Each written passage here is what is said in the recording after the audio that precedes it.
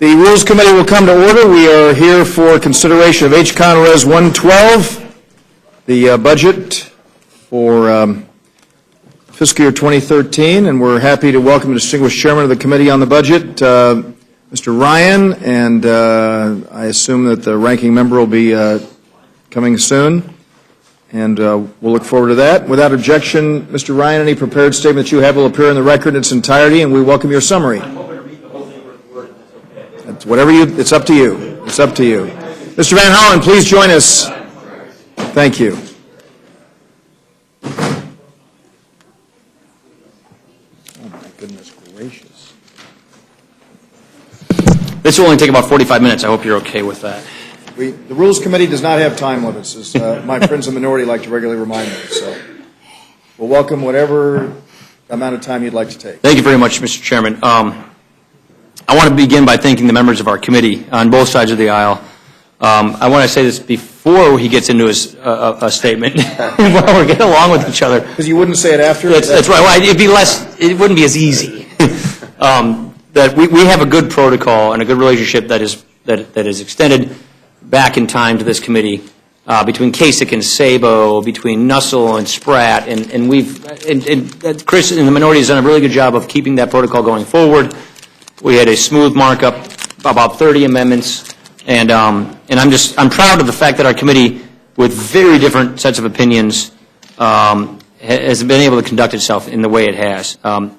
This year, just like last year, we're bringing a budget.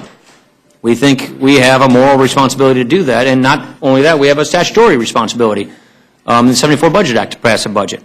This year's budget builds on last year's budget. We think we have an obligation to get spending under control, to get the deficit and the debt under control. In particular, this budget cuts $5.3 trillion in spending from the President's budget.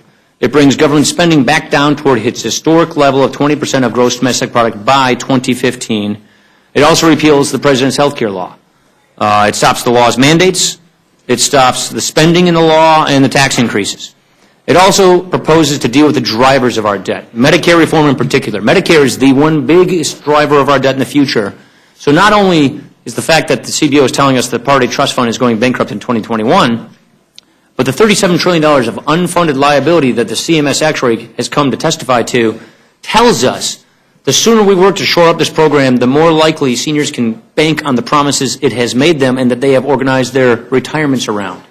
And so in addition to repealing the President's health care law, especially the aspect that has the Independent Payment Advisory Board, we propose to phase in reforms for people who are 54 and below so that we have a health care system that's called premium support. It's an idea that's had bipartisan support from the late 90s, where people have options, including a traditional Medicare option with a premium support to help them pay for that option so that they can shop for the best plan that meets their needs, more for the poor, more for the sick, less for the wealthy.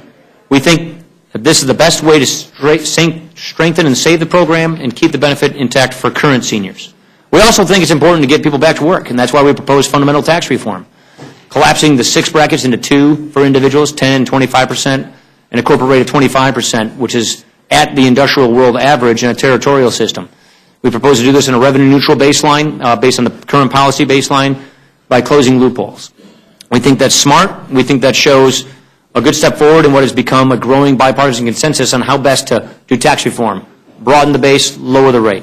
This budget cuts deficits, lowers deficits by $3.3 trillion. It actually has lower spending and lower deficits and debt compared to last year's budget by $1.1 trillion. And so at the core of this is we believe we owe the country a very specific path on how we want to get out of our debt crisis. We know that a debt crisis is coming. The reason we know this is we've had testimony after testimony of experts coming to tell us that the kinds of problems they're experiencing in Europe are not far distant from our horizon. We feel we have a moral obligation to do something about that. And the combination of pro-growth tax reform, of economic growth and job creation, along with spending discipline and entitlement reforms, and yes, spending cuts, is, in our judgment, the best combination to get this debt crisis averted and preempted. And the last point I would simply make is, with respect to helping those who are the least among us, this is not just a budgeting exercise. One of the values and the lessons that we've learned is that looking at programs aimed at low-income individuals, we do not want to have a system that encourages lives of dependency and complacency. We want to rework our welfare programs so that they're designed like the 1996 welfare reform to get people back in work. That's why we have very vibrant job training reforms in this. 49 different job training programs spread across several different agencies. We want to collapse into career scholarships. We want to have the kinds of reforms that worked in the 90s, work requirements, job training requirements, time limits, block grants to let states customize the benefits to the needs of their citizens, because for us the approach ought to be taken is not to help treat the symptoms of poverty to make it easier to cope with and live with, but we want to address the root causes of poverty with the goal of trying to shrink and eradicate it. That, combined with pro-growth economic policies that create more opportunity, more upward mobility, more prosperity, and the kind of budget discipline and entitlement reforms we think are the right mixture of getting the American idea back, which we see it as an opportunity society with a safety net versus the path we believe we are now on of debt and decline. With that, I'll... Thank you very much, Mr. Van Hollen. Thank you, Mr. Chairman, members of the committee. I also want to thank all the members of the Budget Committee, some who are on this panel, and thank the Chairman. Thank Paul for the way he conducts the Budget Committee. We do have vigorous debates there, as you do here, and I think all would agree that even as those discussions engage on very conflicting viewpoints, it's always been conducted in a civil manner. I want to thank the Chairman for that. And hopefully he'll still talk to me after I finish my remarks as well, because I am here in strong opposition to the Republican budget and in favor of the Democratic substitute. I think every member of this committee knows that every bipartisan group that has looked at the question about how do we reduce the deficit, from Simpson-Bowles to Rivlin-Domenici to the Gang of Six, has concluded that the only credible way to do it is to do it in a balanced way. And what they mean by that is by dealing with both sides of any budget equation, the revenue side of the equation as well as the spending side of the equation. That's what the Democratic substitute does. Unfortunately, that is not what the Republican budget does. What the Republican budget does is, first of all, lock in the Bush tax cuts for those making over $1 million a year.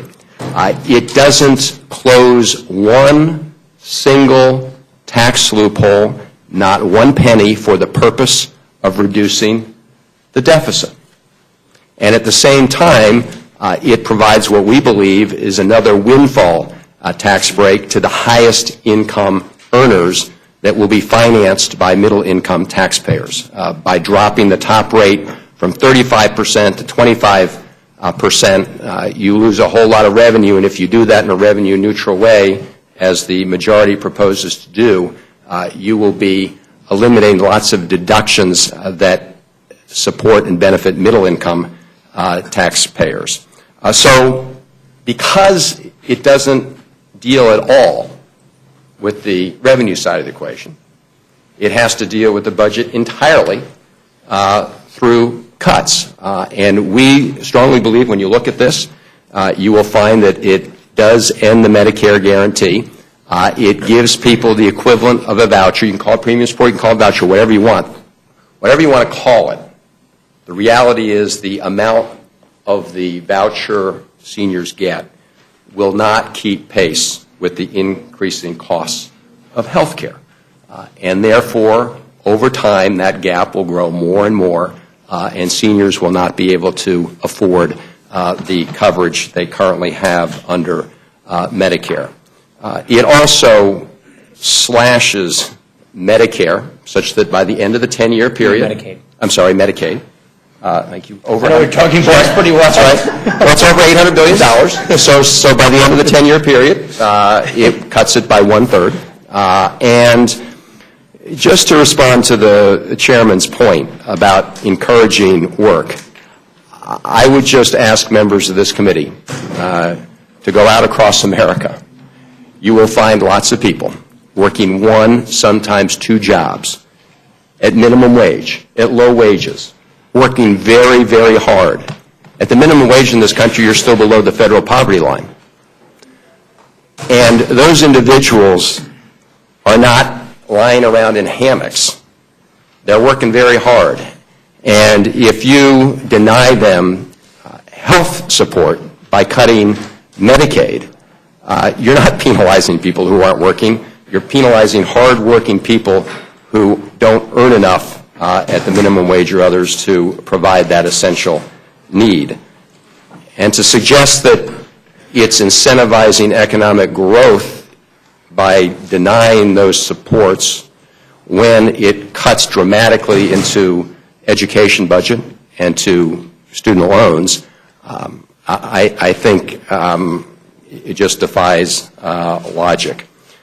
A couple other points regarding the Affordable Care Act. As the Chairman said, it does repeal the Affordable Care Act. Obviously, we have a hearing going on across the street, Supreme Court, that may determine the fate of some or all of that.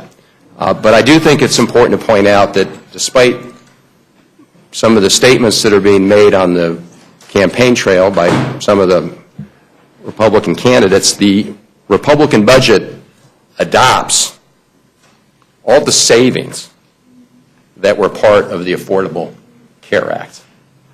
In other words, you hear people run around saying that the Affordable Care Act cuts Medicare by $500 billion. Just to be clear, those changes included things like eliminating subsidies for managed care companies that were being paid a whole lot more than fee-for-service.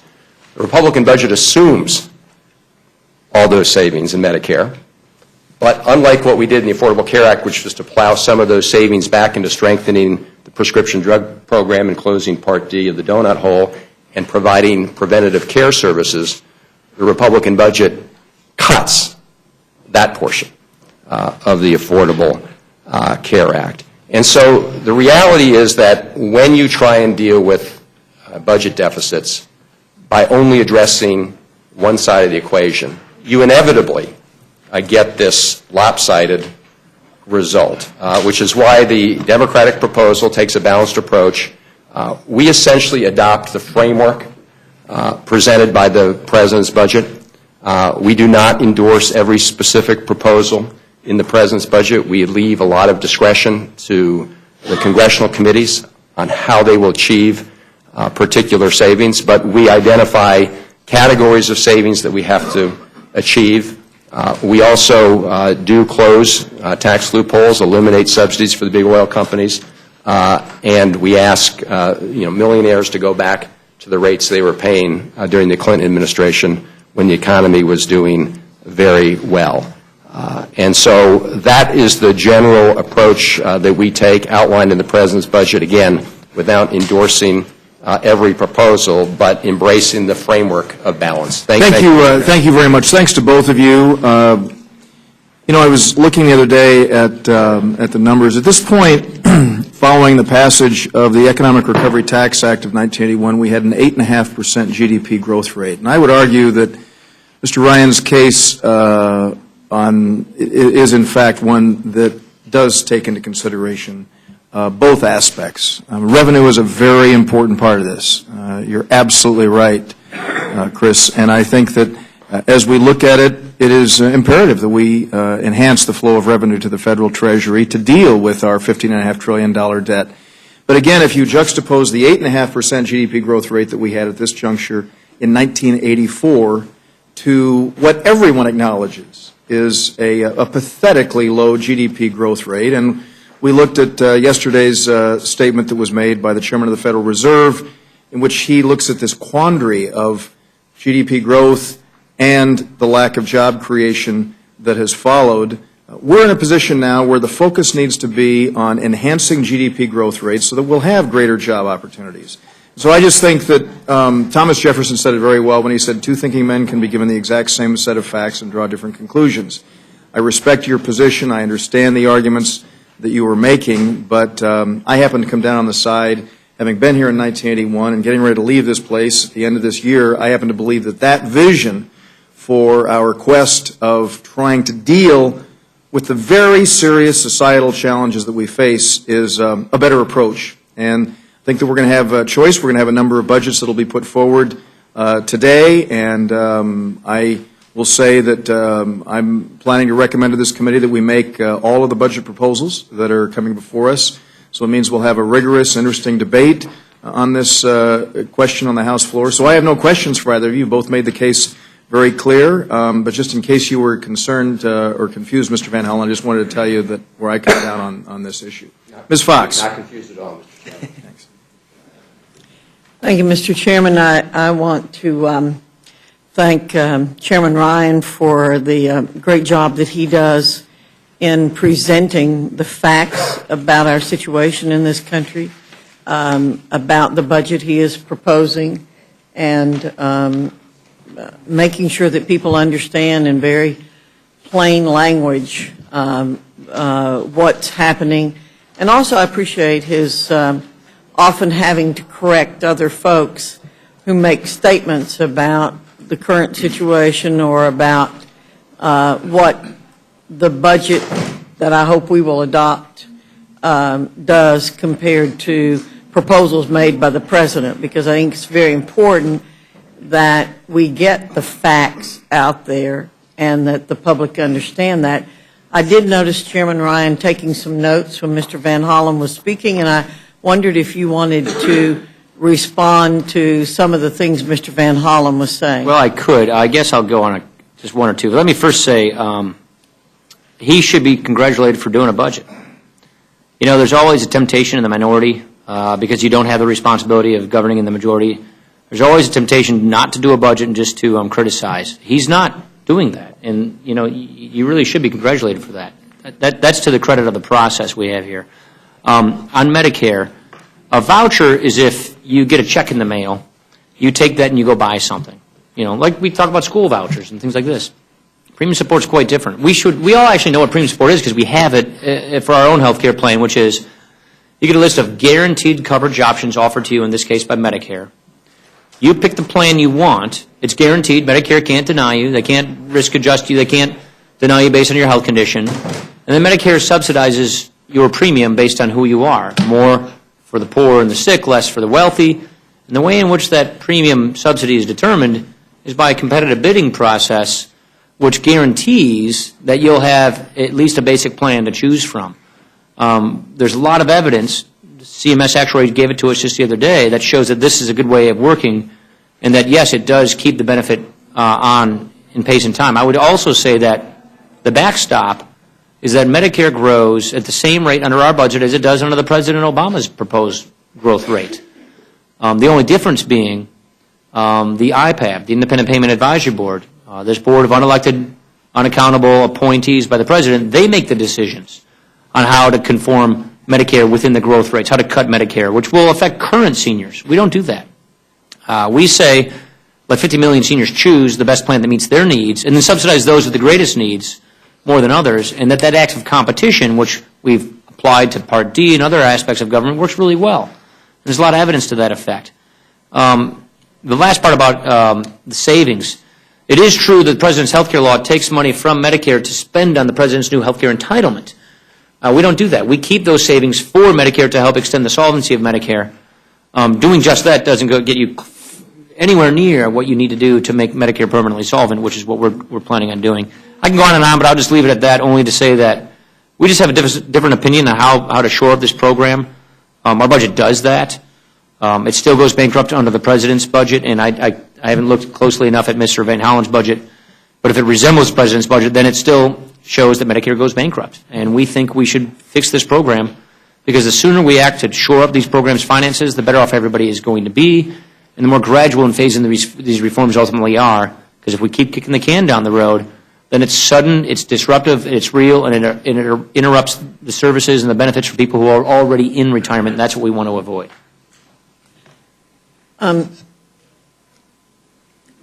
One of the things that I think you've done, Chairman Ryan, which I appreciate so much, and which I think all of us need to be doing, is pointing out that we really have a moral choice here. I believe that the Lord holds us guilty for sins of omission as well as commission. And I think you've made the case that when we know that something is wrong, we should do everything we can to fix it. And so this is not a political issue in the way you frame the issue, I believe. It is really a moral issue. And I want to say to you that I appreciate, again, you're doing that, because I think we all know that members of Congress are not held in very high esteem. And I think that it is our job to do what is morally right.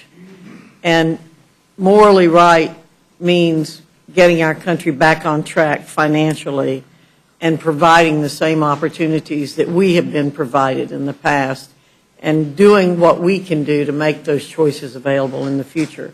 So I do think it's important that people see us as moral human beings, and I think the arguments you've made about poverty is a very important one too. So I appreciate what you've said. I appreciate what you have presented. I may not agree with every single item in the budget. I don't think anybody will. You've changed it over the years, and I tell people I don't agree with myself all the time because I change my mind, and I think that's what's happened here.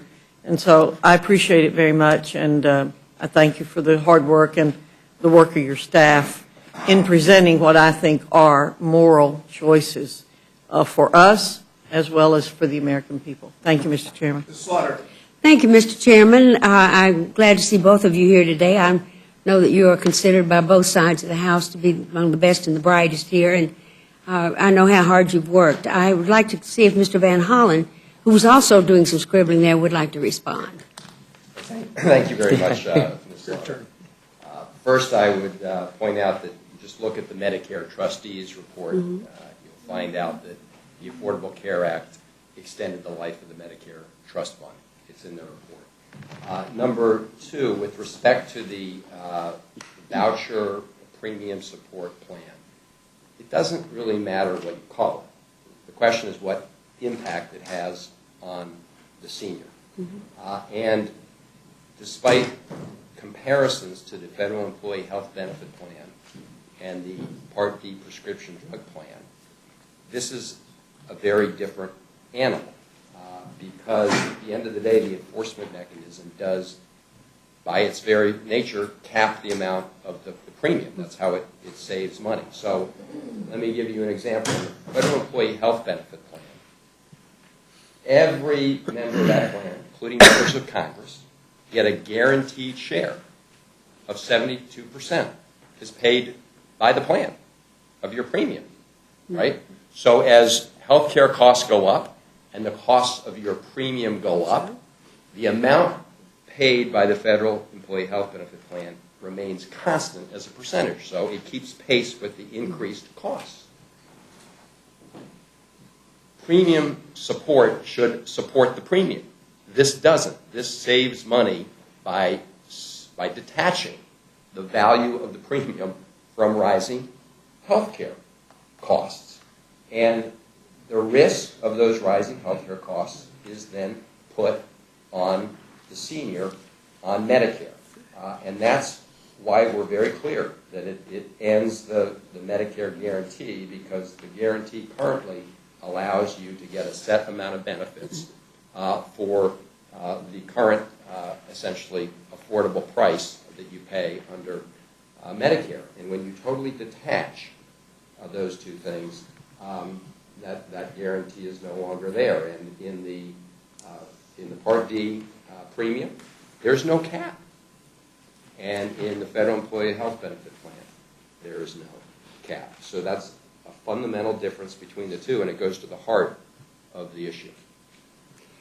Well, I think all of us know our districts pretty well, but my part of the country was a bit more graphic last year with a special election to replace Mr. Lee. The mere fact of somebody messing around with Medicare was terrifying to senior citizens and their families, frankly.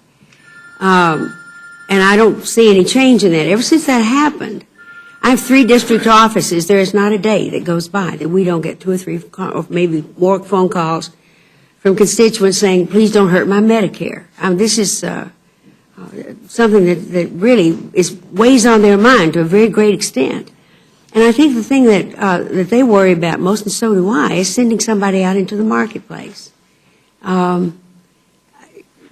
frankly, that's pretty terrifying for somebody who's older and who's on their own, perhaps, feeling that they have to go out and find their own insurance. If you want to respond, sir? Yeah, I can't speak to your district. I know our weather is probably the same as it is where could I come be. from. I hear our weather's just like Buffalo's. But I wonder if you're all as mad as we are, because we had a lovely spring up there. They think we have to pay a price for it. Yeah, that's right. Yeah, Everybody's we had a sure we're really gonna have at least one unseasonably warm blizzard. spring as well. We had the same thing. Right. I think you get our weather like the next day. Millions of seniors today buy insurance. They buy Medigap supplemental insurance. They have private Part D prescription drug insurance. They have Medicare Advantage. Seniors are already accustomed to having insurers compete for the benefit. What's unique about each of those things is these are guaranteed insurance products that they can choose from, that they can't be denied if they select it, and that's precisely what we're saying here. So it's not as if people are being forced out into some naked market where they're there to fend for themselves. That's far from it. It's a Medicare exchange in which they get to select among competing options for their benefit, and they get to choose the benefit, and they can't be denied the benefit. And if they have a higher health risks, or if they're a lower income person, they're going to get a complete subsidy. If they're a wealthy person, we're simply saying don't subsidize the wealthy as much as everybody else because they have the ability to afford more out of pocket. That act of choice and competition we think is better because I agree with you. Those phone calls are coming to us because we're members of Congress. We can change the law that affects their benefits. The Independent Payment Advisory Board is designed to prevent that system from happening, that system of accountability. The Independent Payment Advisory Board... You don't support that, do you? Didn't that... No, I don't. That's what I'm saying. Down last week in a crashing vote. Right. The IPAB is designed to circumvent Congress and put price controls into law, into Medicare, without Congress having any say-so. So it's stripping from the governing of Medicare the democratic process whereby your constituent can call you and you can do something about it on their behalf.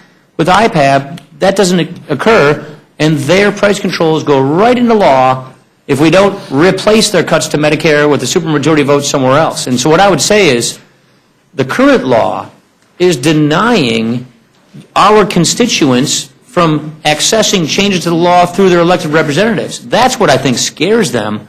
We're simply saying if you want to keep the traditional program, the fee-for-service program in your premium support system, or have Humana or Blue Cross like they do in Medicare Advantage, that's their choice. But as I understand it, the intent is that after a few years, that Medicare, the old Medicare would be phased out. Isn't that correct?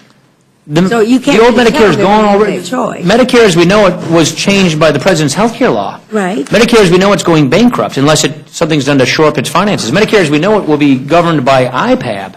So those days are gone. What we're saying is restore the current guarantee that people think of as today for Medicare. My mom is 76 years old. She's been on Medicare for a long time. She doesn't realize what IPAB's about to do to her. And just wait until that I don't happens. realize that either, frankly, and I'm not at all sure about that. Mr. Van Hollen, would you want to comment on that part? Well, thank you, Ms. Slaughter. I really don't believe that. We tried the approach where you just have insurance companies competing for seniors' health benefits. It was didn't called work. pre-1965, before Medicare. Right. 50% of seniors did not have coverage. If you look at the Medicare Advantage plans around the country, you'll find that before the Affordable Care Act, some of them were being subsidized by up to 140% Yes. of fee-for-service.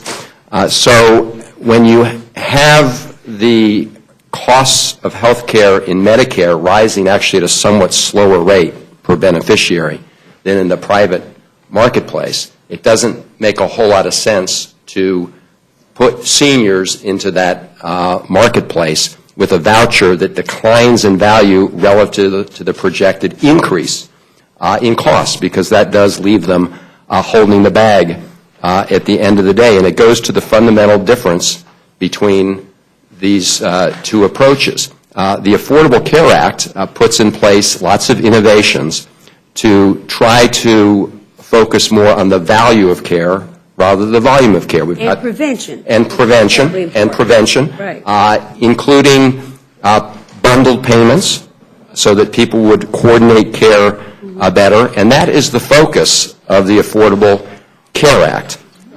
There is a backstop of IPAB, but let's be very, very clear. IPAB is specifically prohibited by law.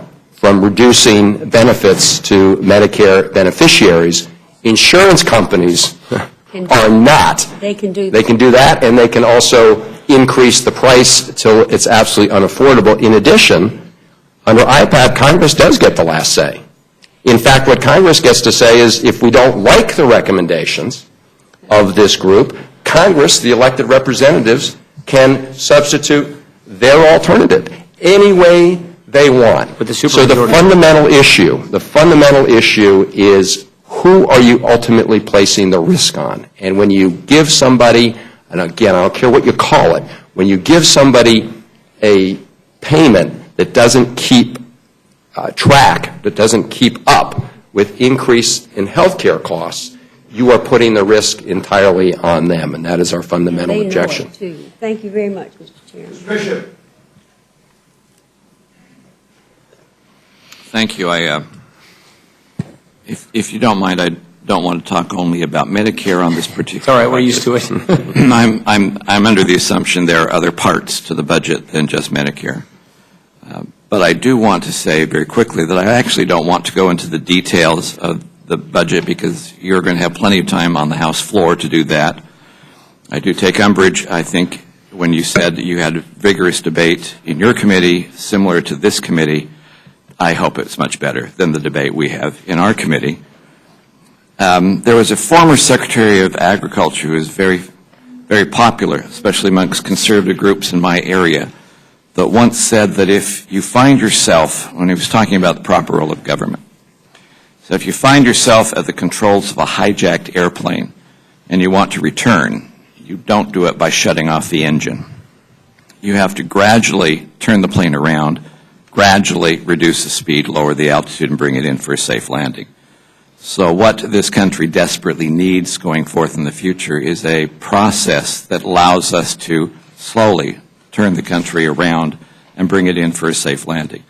And I do appreciate that I think this committee has worked very hard to bring us on a plane, on a program that will actually look at what we do in the future as a way of stabilizing many of the programs we have in the future, so that since I am that old, I am probably covered by anything whether we do nothing or not, but my children are not, and my grandchildren will not be. And I think looking to a program that stabilizes what we do in the future for them is the essential part, and I appreciate what you're doing. I guess I do have one other question, since this is this not the second budget you have brought to us in 2 years? So I'm making the assumption, since your committee has done the work for 2 consecutive years, that none of you are in training to become U.S. senators? No, we both gave that up this year. We both had the chance, we didn't do it. Well, obviously, because you meet your target dates and you actually do something, you're no longer qualified to go over to that august body. And I thank you for actually doing that, and I will yield back. Thank you very much. I want to thank you both for all the work that you have put into presenting these 2 budgets. And Mr. Ryan,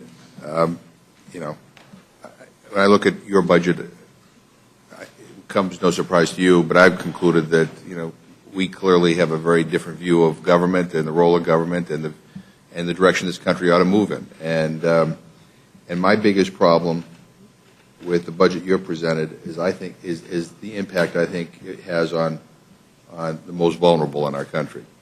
And I just want to take issue with I think what was hinted at. You talked about this culture of dependency. Dr. Fox mentioned as well. I do not believe that the overwhelming majority of people in this country who are poor want to be poor. I agree with that. And when it comes to programs like SNAP or food stamps, there's a growing number of people who rely on that program in particular who are working, who do not earn enough to be able to put food on their table. They earn so little that they qualify for this benefit. Those people don't want to be in that position. The challenge for a lot of people is to find a job, and not only to find a job, but find a job that pays a livable wage.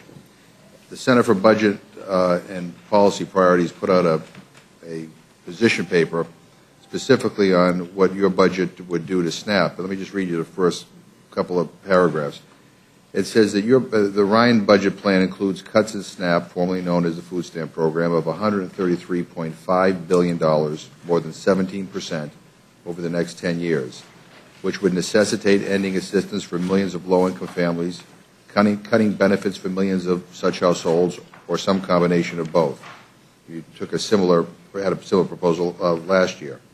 It says, while Chairman Ryan has outlined some key features of his proposal as it affects SNAP, in particular converting SNAP to a block grant program beginning in 2016, he's provided little information on how the cuts would be achieved or their timing over the 10-year period. And the total cuts under the Ryan plan could turn out to be somewhat larger than the $133.5 billion. And what they're referring to is that the plan also assigns $33 billion in cuts to the Agriculture Committee under reconciliation instructions, and it's not clear whether SNAP would be included in that as well. Since more than 90% of SNAP expenditures are for food assistance benefits for low-income households, and most of the remaining funds go for necessary state administrative costs to determine program eligibility and operate the program properly, policymakers couldn't possibly achieve cuts of this magnitude without substantially scaling back SNAP eligibility or reducing benefits deeply, with serious effects on low-income families and individuals. And I guess, I understand we have a problem with our debt, and I understand that we need to get this under control, but it seems that so much of what you focus on is ways to find savings that would result in lowering the quality of life or standard of living for people, especially for people who have very, very little. And, I think that this report by the Center on Budget and Policy Priorities, I think, just is one example, I think, of where, we're going down a road that if we go down this way, that people are going to be hurt. And I am, and I look at that, and then I also look at the fact that, we don't deal with anything about raising revenues from billionaires, and we still have an unfair tax structure that is filled with loopholes that corporations and wealthy individuals routinely take advantage of, and it just, to me, doesn't seem fair. And so, I point that out because I do a lot of work on hunger and nutrition issues, and I got to tell you, people do not want to be in this situation. They very much want, and there are those who have gone through work training programs and have been trying to balance things, and the problem is at this point there's not always a job that pays enough for them to be able to not be on these benefits. And when it comes to it's not just adults. What I'm concerned most about is kids, and so I mean that's one of my. That's when I look at your budget. There's so much of it seems to be unfairly, in my opinion, on the backs of those who least can afford it. And Dr. Fox is right. I mean, this is a moral issue, and budgets are moral documents. I think they're supposed to reflect what we value in this country. And I would like to think that we value our willingness to be there for our neighbors when they hit tough times. So anyway, I point that out as just one example of the many things that concern me about the budget. I don't know if you want to. Sure, I won't point by point. First, I always appreciate the way in which you handle the debate. You do it in a very pleasant way, a civil way, and I appreciate that. It's not the first time I've taken issue with that think tank's description of our numbers. I've often had issues with their analysis. But I guess I would say this. This particular program has grown 400% over the last decade, and that's above and beyond the recessionary effects. That's point number one. So some of these programs are growing at, I think, levels that are unsustainable from a budgetary point. Point number two is there's no substitute for economic growth. We've got to have policies that grow the economy first and foremost above all, because that's how you get jobs.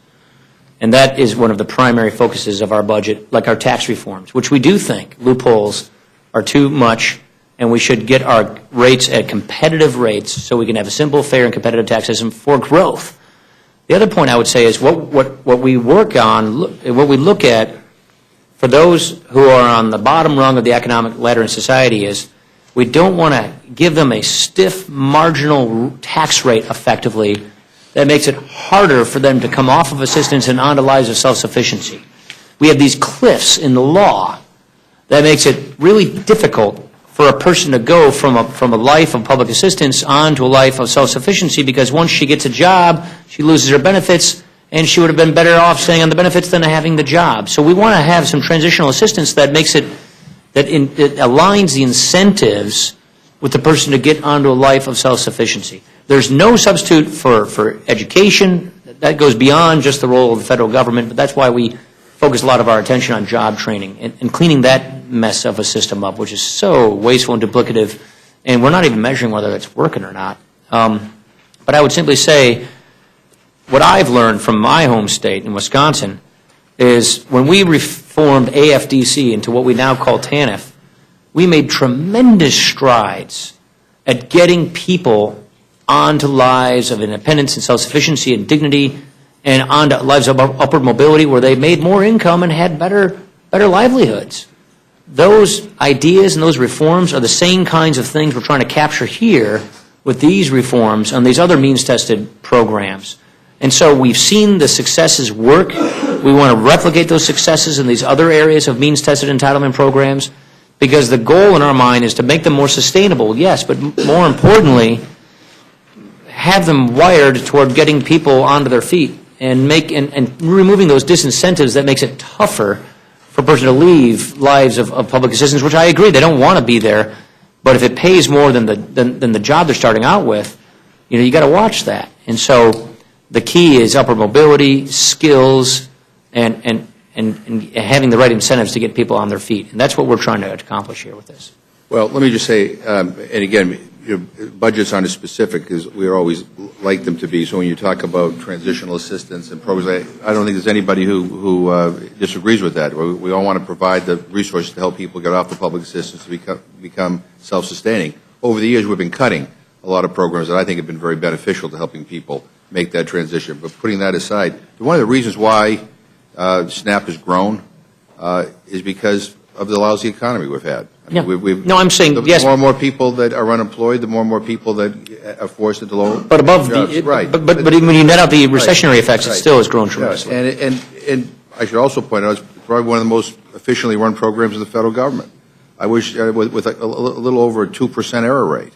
I find me a program in the Department of Defense that runs with a error rate as low as 2%. I'm looking for one. But yet we don't really touch that part of the budget. We do. But these theories about about what we would all like. I mean, I think our rhetoric is very, very similar.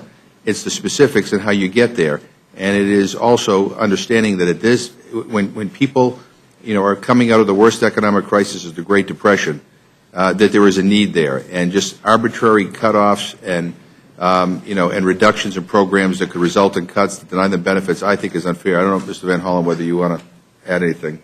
Well, I would just underscore the point you made and I made earlier, which is millions of Americans who need this extra support, whether through Medicaid or for SNAPs, are working.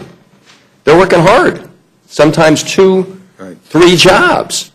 This is a very different issue than the debate in the 1990s over whether you're going to provide income support and what the conditions are. You can have that debate. This isn't about just income support for getting along. This is for people who are working.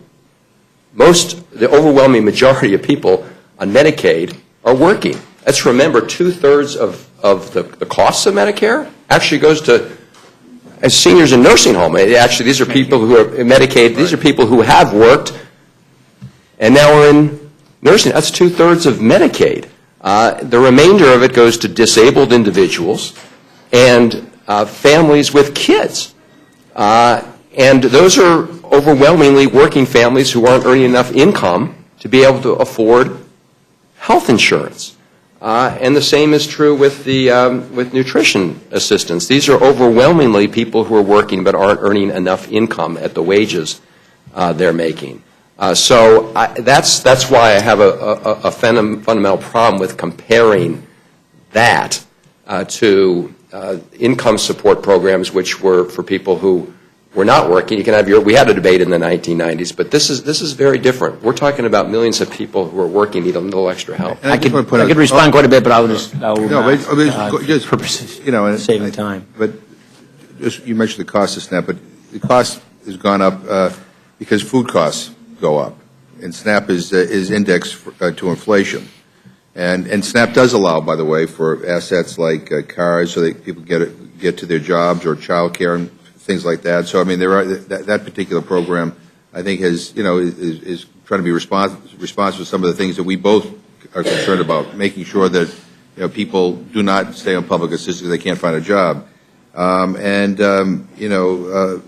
these improvements I've just mentioned, I mean, they raise the increased costs, but they're worthy. Let me just ask one final question. Does anyone know? We've fought two wars that basically are unpaid for.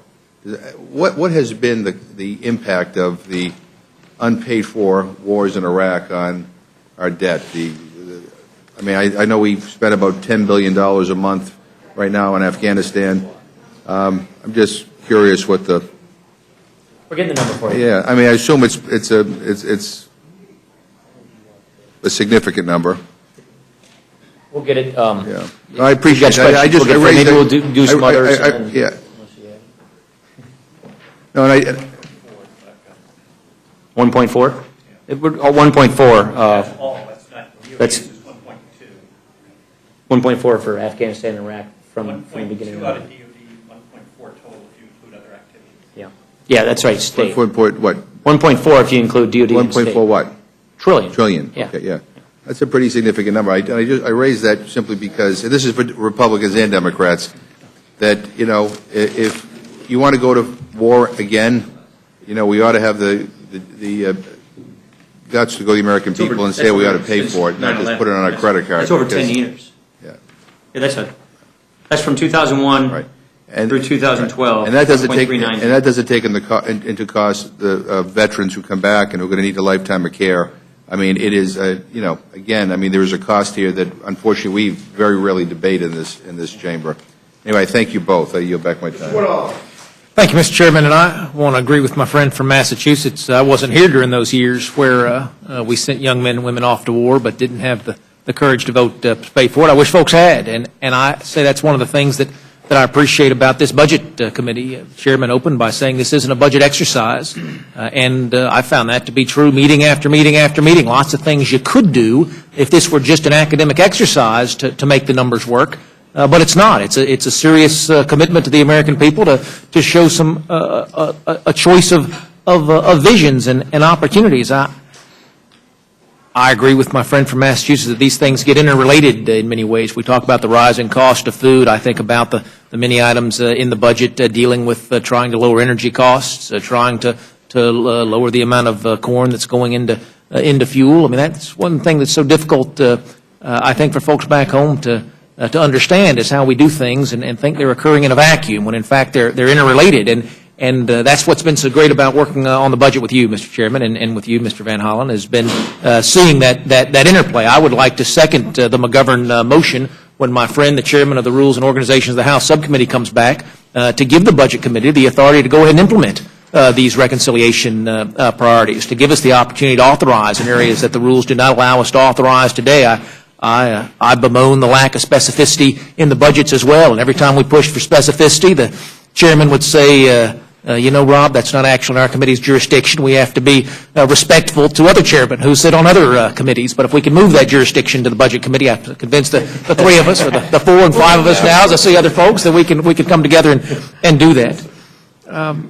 Mr. Van Hollen, I'm a numbers guy, and I'm crunching through the CBO report on the Budget Committee's alternative. I know we're looking at a lot of different substitutes today, and you'll have one. Is there a score that we have? I cannot find one in my materials to reflect what your budget does in an apples-to-apples comparison to what the Budget Committee's budget does. Well, first of all, just in terms of terminology, it should be clear, and I know the chairman will affirm this point. CBO doesn't score budgets, and it's very important to understand that. They especially, when you get beyond 10 years, what they do is take assumptions provided by the chairman and the staff of the Budget Committee and simply calculate it. And they're very clear in their March 12th letter here that the calculations, for example, on the Republican budget do not represent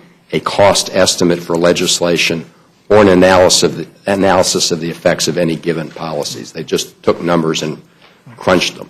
Have they Our budget, thing for your no, but we have applied, yes, the comparable number is at the end of the 10-year window. Our alternative reduces the deficit to under 3%, to 2.7% of GDP. We hit that point at about 2015 and stay there at a sustainable pace, stabilize the debt for the 10-year budget window. Now, I voted with you and some of our colleagues in favor of the Schuler amendment that supported a balanced approach to budgeting. I'm looking and understanding the caveats with which you described this CBO document that we all have here today, but it tells me that the budget that we passed out of our committee raises revenues as a percent of GDP almost 25% over the next 10 years, from about 15.25% today up to 19% at the end of the just past the 10-year window. In my mind, I just came off a big town hall meeting a weekend back home. I tell folks back home that the nation's tax burden is going to rise by 25% over the next 10 years in this budget. They feel like that is, in fact, dealing with the revenues side of the issue. That is a balanced approach. If we are both cutting spending and raising revenues by 25%, do you find a 25% increase not to reflect balance, or did I misunderstand your? Well, you're as you know, Mr. Woodall, you're going from a very low base as a percent of GDP. It got down to about 15% of GDP, primarily because the economy tanked. Folks aren't making any money; they can't pay any taxes. Well, that's right. And when the economy improves, obviously those numbers improve. What I would say is that the last time we actually had a balanced budget was at the end of the Clinton administration, 2001, where revenues as a percent of GDP were a little bit over 20% of GDP. And it was at that time, the chairman of the committee mentioned the current chairman of the Federal Reserve. It was at that time that the previous chairman, Mr. Greenspan, agreed that maybe we should do the Bush tax cuts. They did them. I would say that Mr. Greenspan, if you ask him today, says repeal the whole thing. But my point is, the last time we were at balance, revenue as a percent of GDP was over 20%. Now, where we agree, I think we both supported Mr. Schuler's amendment, is a balanced approach. There's no doubt you cannot get there through additional revenues alone. That would be way too high a burden. Our point is that when you try and get there by cutting alone, you put too big a burden on very vulnerable people. I mean, the median income of a senior on Medicare is under $21,000. So, again, that's exactly why we call for the balanced approach. So I would say that just historically speaking, the 19% doesn't get you to where we were the last time we balanced the budget. Mr. Ryan, what accounts for that then? We've got a 10-year window. Revenues are going up by 25%, but according to the budget report, we're lowering rates, not raising rates. What accounts for a 25% increase in revenue to the So the CBO baseline assumes that the economy gradually recovers, and we go back toward the historic trend of between 18 and 19% of GDP. So CBO assumes it goes back up. We stick with that assumption, and we say, let's get better pro-growth policy instead of the current code, which is narrow tax base, really high rates, broaden the tax base, lower the rates, which I think there's a pretty good bipartisan consensus evolving that that's the right way to go. Now, Chris has a different opinion on, whether all the base broadening goes to rate reduction or not. But the point is we want to get lower rates, because the point I would say is 60 to 80% of net new jobs in this country come from successful small businesses. Half of all the jobs in America come from successful small businesses. 8 out of 10 businesses in America file their taxes as individuals, as pass-throughs, as subchapter S and LLCs. In January, their effective top tax rate goes to 44.8%. that will kill job creation. That will actually, I believe, really hurt the economy and then suffer revenues. What we find in data is the revenues coming into the government are not as not indicated off of the tax rates as much as they are off of GDP growth. So the goal here is to grow the economy. The more the economy goes, the more revenues grow. If we look at increasing tax rates, especially in this global competitive environment we are in, where Canada just lowered their business tax rate to 15%, China's at 25%, England's going down to 23%, Ireland's at 12.5%, and we're going to go to 45%, for most of our successful small businesses, it's going to cost us growth. So we're trying to focus on growth. I would simply say we have a difference of opinion on the budget. You know, look, I'm glad Chris is putting a substitute. That's really important. He does that. It has higher revenues of about $1.7 trillion. It spends $4.6 trillion more than, this is all relative to our budget. You know, you have to find something to measure these things off of. There's about $2.9 trillion in higher deficits than our budget, and it adds, therefore, $2.9 trillion more in debt than ours does. So we just think we ought to have less debt, less deficits, less spending, and as a result, you can afford lower taxes and a better tax system for growth, because growth is the key. Well, and I hope that's another thing that we can all agree on. Mr. McGovern's absolutely right. When the economy tanks, more folks end up on support programs. And I think if we have a unanimity of interest in supporting those folks on the low end of the scale, encouraging success for those folks, a growing economy doesn't mean we're cutting the dickens out of food stamps. It actually means we hope less folks are needing to depend on that. I look forward to that growing economy. It really is a pleasure to work with the two of you, and I'd be happy to yield to my friend from North Carolina. Thank you very much. Mr. Ryan, I wanted to ask you if you would elaborate a little bit on what happened as a result of the tax cuts that were made in 2001, 2003. Revenues increased because the economy grew. Right. There have been some studies done. A lot of folks would make the claim that all the deficits occurred because of those tax cuts. It's a very, very small fraction, actually. So the 01 was a phased-in. I was on Ways and Means at the time. The reason everybody says 01-03, 01 was phased in. We had a recession on our hands, and so we quickly phased in 03 all the implementation of those lower tax rates. And what ended up happening is that we got faster economic growth as a result of that. People went back to work. Revenues actually increased from one year to the next.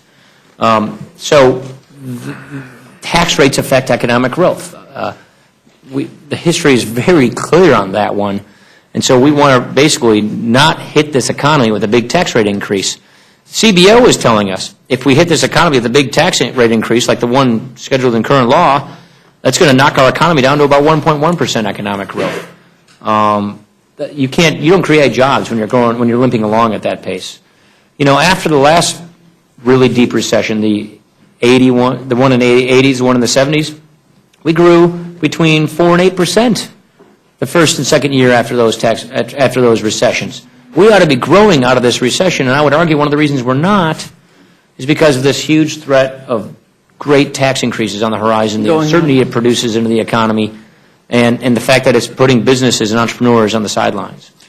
But the other thing I'd like to point out, our colleagues, Mr. Van Hollen said a little while ago, it doesn't matter what you call things, that premium support or vouchers, they're all the same. I happen to think that language does make a difference and that what you call things do make a difference.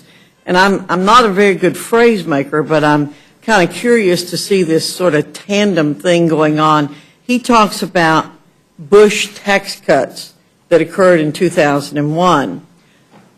But if my memory serves me right, in 2010, those tax cuts were extended, right? Yes. And who was president at that time?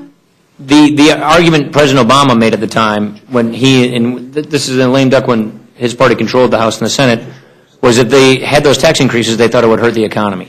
So the tax cuts that went into effect in 2001, 2003 were actually extended as a result of the recommendation of President Obama. Yes, because they thought it would hurt the economy, as I agree it would, and it still would if we do it again. So they understood that in 2010, and yet now we're facing the situation where the top rate is is going to go to 44.8%, as you said, which I agree with you, I believe is holding back the economy.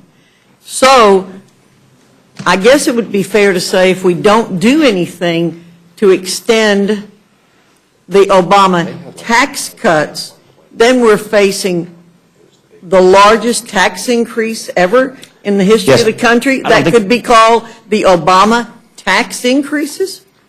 Sure, I guess you could say that. I don't know if he would call them the Obama tax cuts. I think he calls them the Bush tax cuts, but He does, but, Sorry. but he did extend them. he did extend them. And yes, it would be the... I'd be happy to respond to that if you It would be a want. massive tax increase.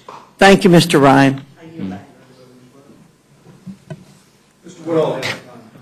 I'd be happy to hear the ranking members respond. Well, look, I don't want to plow too much over the history. I think everyone on this committee knows that what the President proposed was to extend all the middle-income tax cuts for 98% of the American people.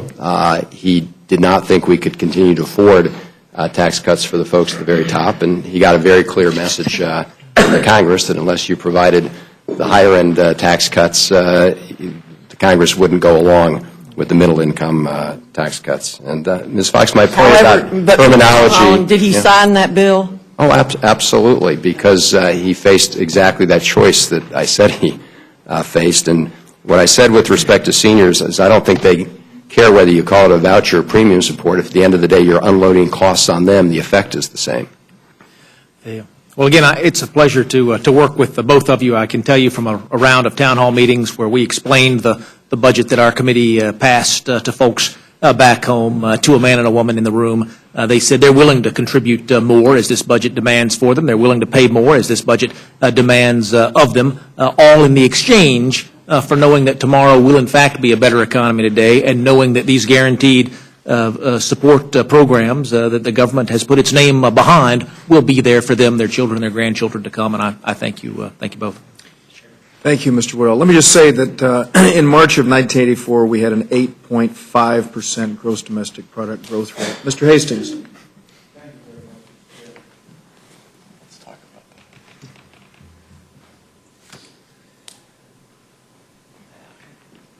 I want to congratulate all of the presenters and those of us on the committee that have already spoken. We've gone an hour plus, and we haven't even said the word Social Security. So somehow or another, we are managing to avoid the third rail with consistency. Basically, the men and women in this room,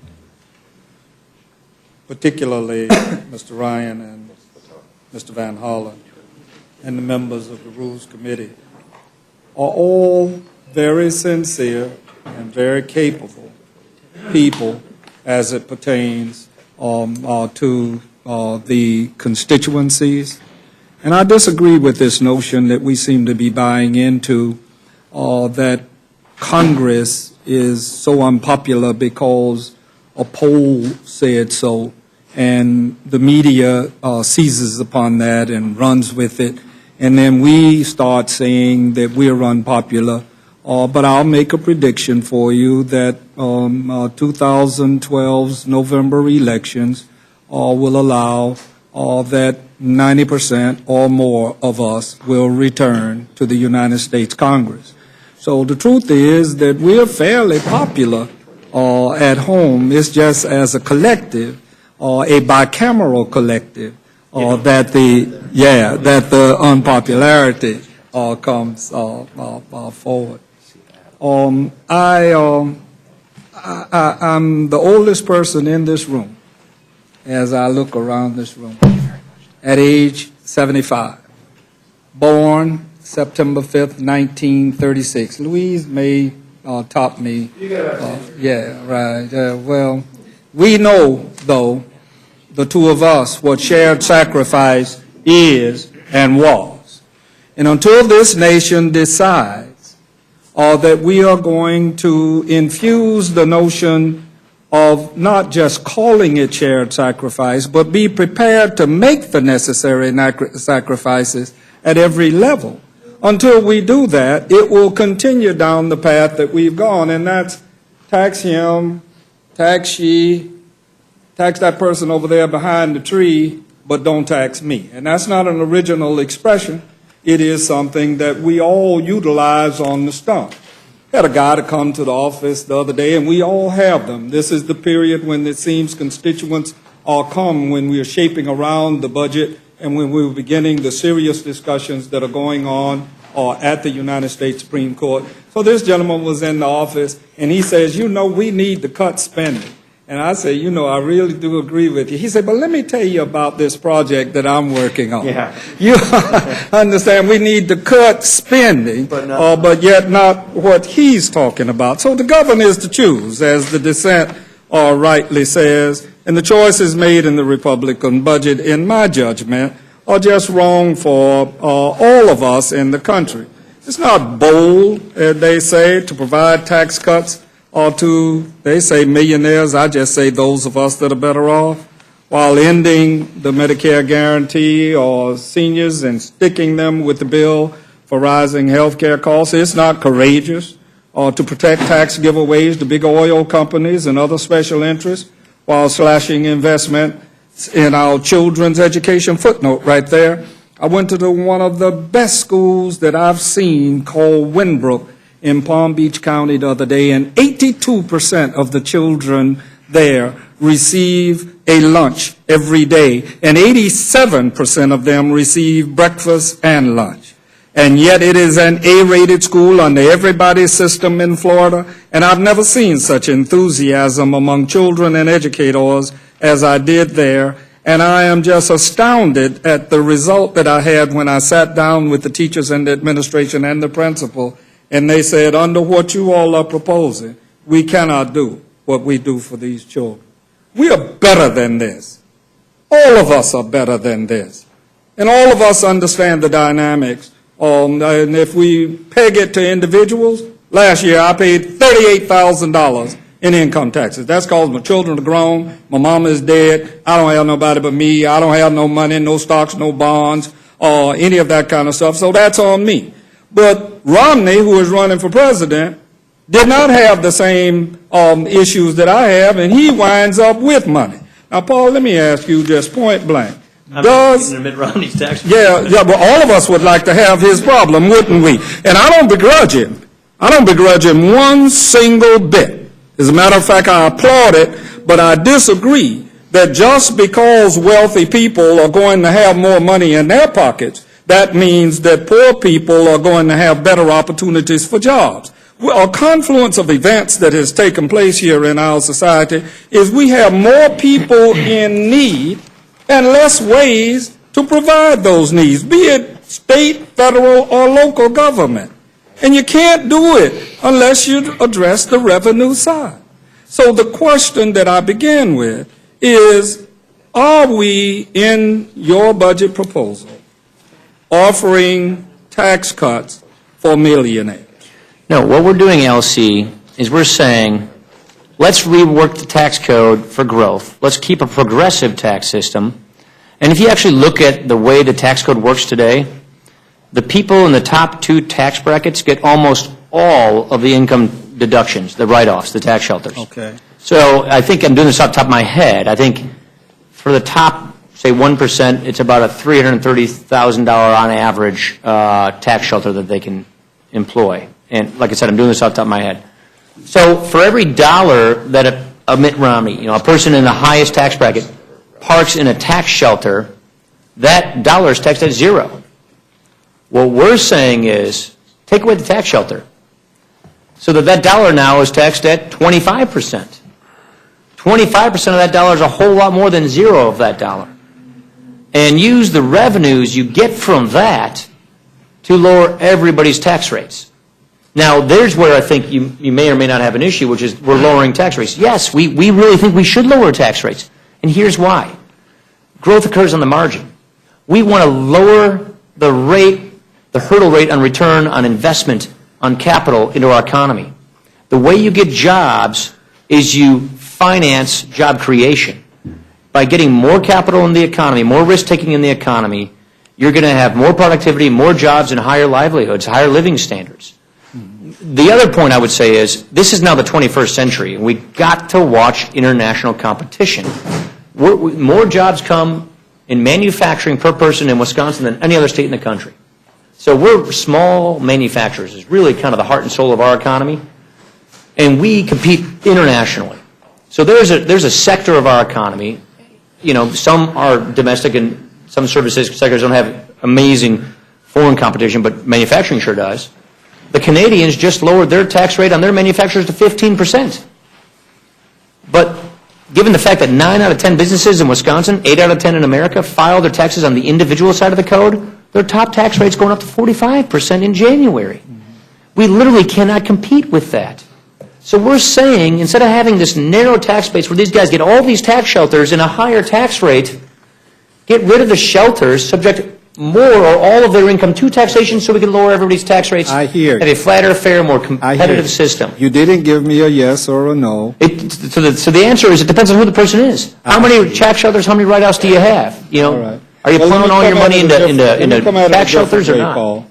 What's that? Let me come at it a different way. Do you think that the tax cuts disproportionately help the rich, and that the spending cuts that you propose overwhelmingly hurt the poor? I don't look at life as a zero-sum game. I don't look at the economy as a zero-sum game. I don't look at if one person is helped, therefore another person is hurt. I don't think that's the way life works. I don't think that's the way the economy works. If you make it easier for businesses to succeed and survive, then you're helping poor people because you're creating jobs. Okay. That to me is really important. It's all about growth. Let me come at you a different way then. And I'm going to use the White House's posting that we pulled from. I've heard about it. I haven't actually seen it. It's interesting, and I'm sure that there are variables on the numbers. Yeah, the 150,000 quote. Yeah. Yeah. So that assumes Let me get it out. Let Let me get it out first, and then please respond. The $150,000 average tax cut, they say for millionaires and billionaires. I choose not to say that, because if I saw more Wynwoods, or the kind of Winbrook, the school that I told you that I went to, and you hear me, I'm not complaining about my $38,000. I'm not complaining that I pay property taxes and I don't have a child in school. The simple fact of the matter is, I would be happy to pay $48,000 if it was going to produce all the kinds of results that I saw. But $150,000, they say, and they stand to be corrected, this is the www.whitehouse.gov, that 1 year's worth of saving for a senior in the Medicare prescription drug donut hole would be $600. One school computer lab would be $40,000. 1 year of medical care for a veteran returning home, $8,945. A grant for medical research on chronic diseases, $50,000. One firefighter, police officer, and I'm still in society, I'm trying to figure out how they became the bad people, the firefighters, the police officers, and the school teachers, or first responder, kept on the job, $42,000. One college student receiving the maximum Pell Grant, $5,550. If that can be taken as what you could do with $150,000, not you, Paul Ryan, not you, Chris Van Hollen, but anybody that's worth $1 million ain't going to be hurt by nothing that we do here, the Senate, and nowhere else. Nobody that has had the tax cuts for the last 10 years that's worth more than $1 million is not going to be bothered by anything that we do. But if they get $150,000, and if all of us as Congress people turn to them and say, which would you rather? Would you rather have $150,000? You bet it's a zero-sum game, Paul, when you're talking about people that ain't eating and when you're talking about people that ain't working. I'm talking about Lizzie Johnson and Jane Lunchbucket, not green eye shade stuff here. I'm talking real substance about the 20-plus million people, depending upon how you take it, the 15 million people, how you take it. I start my day believing in helping those that are least off. I do not start my day thinking that it's all right to protect others. Now, we've been down that road. I'm here 75 years. We've seen trickle down. It didn't work. And I'm not giving Clinton any more credit than I'm giving Reagan or nobody else. It's on us the future of this country. And it is more than about Medicare. It is also, none of us ought to utter the word Medicare without saying the word Medicaid. And if we don't combine them and come to some conclusion about how it is we can address these problems, then we can reasonably expect that what we are going to do, for example, you don't give specifics. My friend Mr. Woodall says that that's another committee. I don't care who it is. All I know is loopholes are loopholes. You got to close them some kind of way, and we got to step up to the plate. People, do we want to sacrifice or do we want to pretend? And that's how I end, and that is by saying that when I was 11 years old, there was a program, and Louise knows this program. It was called Let's Pretend. I used to listen to it, and I was just in dream world, laying near the only time that we had radio in my community. And I don't think we ought to be about fiction. I think we ought to call the Senate out. I think this president and the next president needs to stand up and say that we must share the sacrifice. If we fail to do that, we are failures, and we all ought to be called home. Thank you, Mr. Chairman.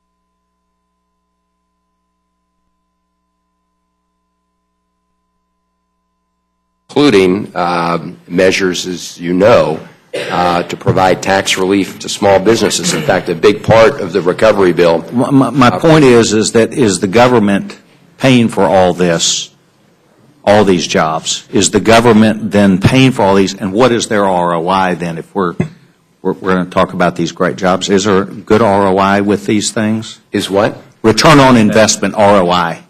I don't mean to use these Republican terms with you. I apologize. Yeah, I think, Mr.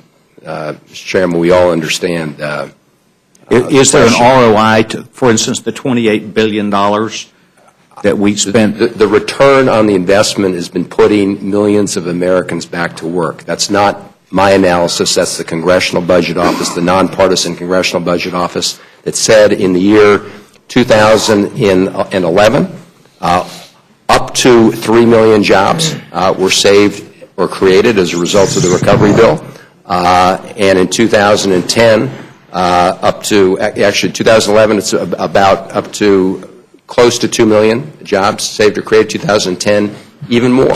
So I would say, Mr. Chairman, to those Americans who are at work as a result of those extraordinary measures that had to be taken when the economy was tanking, that's a good return on investment. So it's done now, and now we need to raise taxes.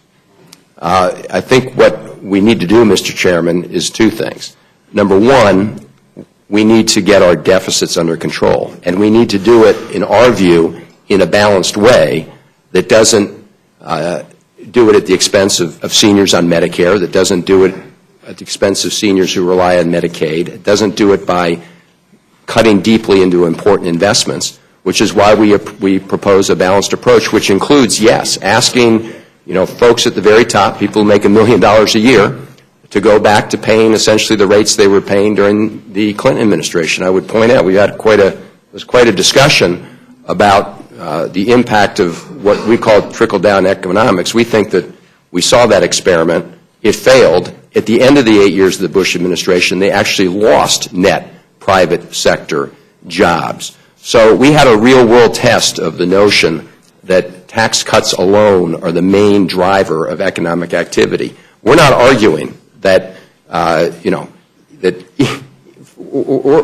point is pretty simple, that small changes in marginal tax rates are not the main drivers of economic activity. We know that because during the Clinton years, 1993, major decisions made with respect to taxes, top rate went up. We saw a booming economy.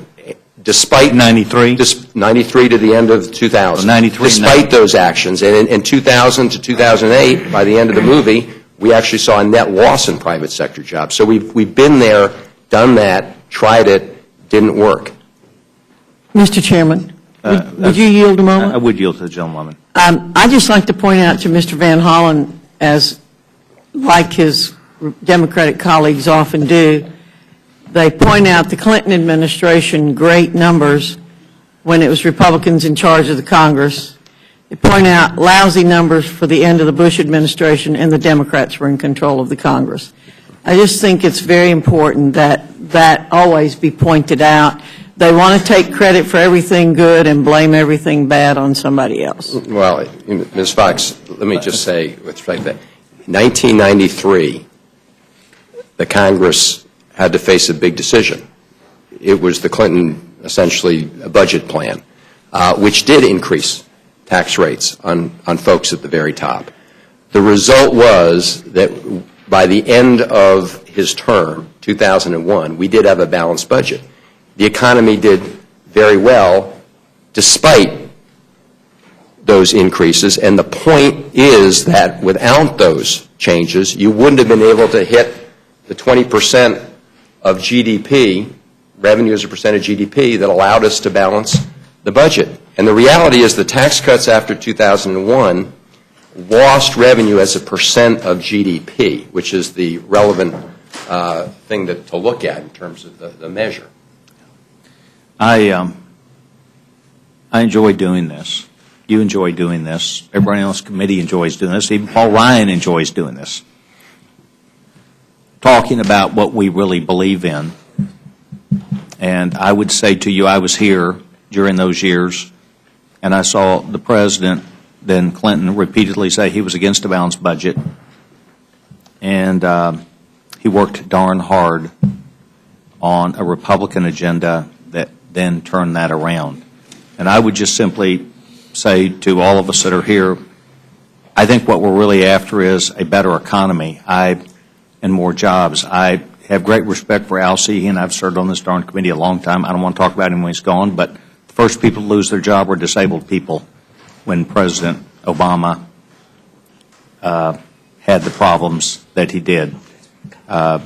that, as you're very close to the disability community, we've lost thousands of jobs that have never been gained back.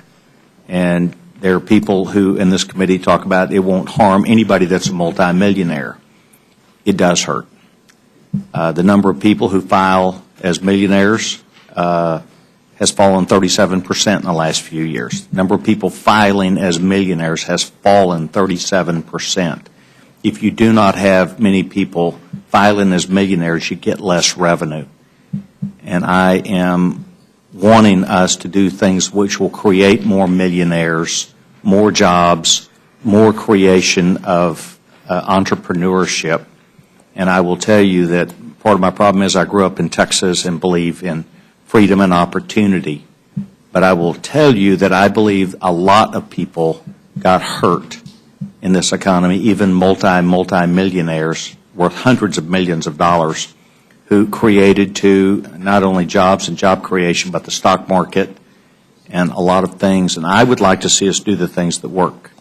And I have given you a chance, and you've sustained and said you're proud of what's happening and just asked for more time.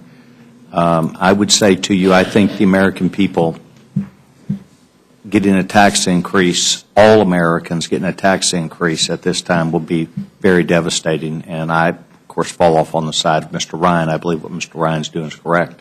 But I appreciate you answering my questions and not only being here today, but your service that you and I both not only respect, but we work together on. Mr. Nugent? Chairman, if I could just clarify one thing. Yes. I just want to make clear. I mean, we're not proposing a tax increase for all Americans. What we've said is folks earning more than $1 million a year should pay the same rate they did during the Clinton administration. You know what? So I'm just saying. I don't want to debate you here. I've heard the President opposes the extension of the quote, Bush tax cuts. And those Bush tax cuts, in best of my recollection, include a lot of middle-class people with the least marriage penalty and a lot of other things. So that's why I say what I say. And if you want to correct me, you've got very able assistance with Mr. Khan over there, and he even will be pleased to correct me when I'm not wrong, probably. Mr. Nugent? Oh, I think it would, am I up or is Mr. Nugent? I'm going to go to Mr. Nugent. Mr. Nugent? I tried. I want to thank, Chairman Ryan and Mr. Van Hollen for being here, and I really don't envy your job because you have to make tough choices, tough decisions. But to Chairman Ryan, refresh me again in regards to the tax increases if we do nothing. So the current law has scheduled a $4.4 trillion tax increase to begin taking place in January. That's across the board, across all rate payers. The President's budget does not propose that. His budget, and I'm just learning about Mr. Van Hollen, so I'm not going to speak on behalf of him. The President's budget says take the top two brackets up, which is the 200 and above. Throw the Buffett rule on top, and then you have the President's health care law tax increases that go on top of that as well. So if you add it all up, the top effective tax rate, getting rid of the PEP and the Ps, throwing the Medicare payroll tax on top, that's 44.8%. I think a lot of people would like to say that, well, that just gets the hedge fund, director or the movie star or the baseball player. Actually, that's the tiny, tiny fraction of who gets hit by that. It's the successful small business that files as individuals. And 80% of American businesses file their taxes as individuals. Now, not every one of those businesses are at that top tax rate, but they're trying to get there. Their whole goal is to grow, create jobs, be successful, and get there. And when half of our jobs are already people who are employed by these businesses, when 60 to 80% of our net new jobs come from these businesses, we shouldn't just be complicit with these tax rate increases. Because unlike the 90s, which I would argue that the 97 budget agreement probably had more to do with the surpluses and all of that, but we can go back and forth. We're in international competition. America is no longer the indisputed, dominant, global economic superpower. We're in global competition fiercely And it's not just the big businesses, it's every business that has anything to do with international competition and trade, which is almost every business. And at a time when most businesses on average around the world are taxed at 25% or less, we're going to not put this tax schedule up to 45%? That doesn't make any sense. That's a job killer. This isn't trickle down. This is just, let's not destroy the competitiveness of American businesses. And what we're saying is we can get the same revenues we're getting from the government today on what we call a static basis by clearing out tax shelters and lowering rates and stabilizing them for everybody so that, you know, no matter who you are or what you do or what kind of business you are, if you make the same level of income, you ought to pay the same effective tax rate. That's fair, we think. Look at the corporate side. I mean, I've been on Ways and Means for, 12 years now. General Electric, really good company, employ a bunch of people in Waukesha, Wisconsin, had about $7 billion, I think, in net income. Didn't pay any tax this year, legally. I asked the their tax officer how long was their tax reform return this year, and he said, well, we filed electronically, we don't measure it in pages. I said, what would it be if you measured it in pages? They got back to me, 57,000 pages. 57,000 page tax return. Take a look at another really big company in America, UPS. We all know that business over in Atlanta. Huge company, employs lots of good people, lots of good workers. They paid an effective tax rate of 34%. Their biggest competitor is DHL, a German company who's taxed at 24%. Okay, so we've got this really narrow tax base with all this complexity that if you contort your business model enough, because you're big enough and you can hire the clever people to do it, you can drive down your effective tax rate. But all of our other competitors who can't do that, all of our other employers who can't do that, have a much higher tax rate. So we're saying, let's just be fair. And in this fairness world, GE's tax rate will go up and UPS's will come down. We're all at 25. Because you know what? I'm talking on the corporate side here. The international average is 25%. So you're saying that GE's would go up 25%? Yeah, I mean, in this world we're talking about, it's fair, which is, you know, let's just treat everybody the same. Okay. Let's treat them fairly, and let's think of all the effort that is put into. We spend 6 billion hours a year just complying with the tax. So what you're telling me, though, is I'm going to have to go back to all the small businesses within my district, those that make biofuel, that make all kinds of things that are consumed not only locally but internationally in regards to sprinkler systems, to all those types of things. That guess what? What you're paying today is a bargain compared to what you're going to pay in January. In January. They know this is coming. This is why they're not hiring. This is every week I go and talk to businesses. I tour companies, I tour factories, I talk to business groups, and I always ask, how many of you are subchapter S corporations or partnerships or LLCs? 90% of the hands on average go up. Almost everyone. That's the rate in Wisconsin. And most of the, we have business industrial parks where most of our jobs come from. They're people with 50 to like 250 employees. And yes, they look like the millionaires and billionaires on paper. They're the employers of our communities. And they're going to have a tax rate they literally can't compete with. They see it coming. They're hoarding, cash. They're in a crouched position. They're not hiring. And if this does hit them, it's going to put them at a tremendous competitive disadvantage, and we want to prevent that from happening because none of this works. Getting people onto lives of self-sufficiency, getting people, turning the safety net into a springboard instead of a hammock, none of this works if we don't have a growing economy and jobs. And the revenues don't come into the federal government to help us retire our debt and deficit if we don't have the economy and jobs. You have to have economic growth to have revenue to help us pay this deficit down. And going to what, Elsie talked about earlier, and I'm concerned about people within my district losing their jobs. We've had 15% unemployment. We're down to about 12 right now. But when we talk to small businesses, and they're telling me, and you're right, they're in the 25 to 65 employees in some of these businesses, they're saying, Rich, if things happen the way it looks today, it'd be better for me just to close up shop because I'm starting to subsidize my business now. Add into the fact of the health care issue that is facing them. They're saying, maybe I should just sell or maybe I should just close and walk away. And all those folks that I employ are just going to be out of luck. because they don't have the golden parachutes. They don't have anything, and there's no jobs out there. So we're going to wind up penalizing those folks that employ the ones that need it the most. The guys out there that work the afternoon shifts and work the day shifts, but work holidays, that do all those things that they need to do to provide for their families, and we're going to look to them and say, you know what, the federal government wants more of your employer's money. And it will be easier for the employer just to close up shop instead of keep shoveling their own money in to keep the lights on without laying off more employees.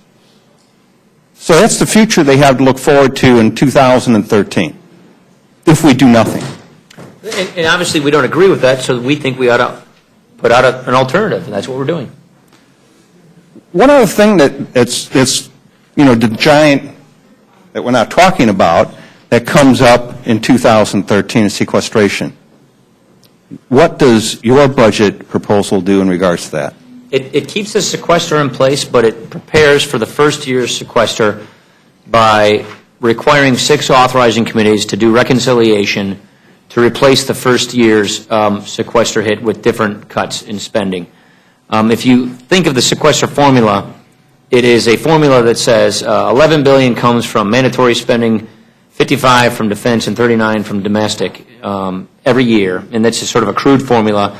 The goal being to get $1.2 trillion in savings over 10 years. That was the goal of the Joint Select Committee. Our budget achieves $5.3 trillion in savings off the President's budget over 10 years.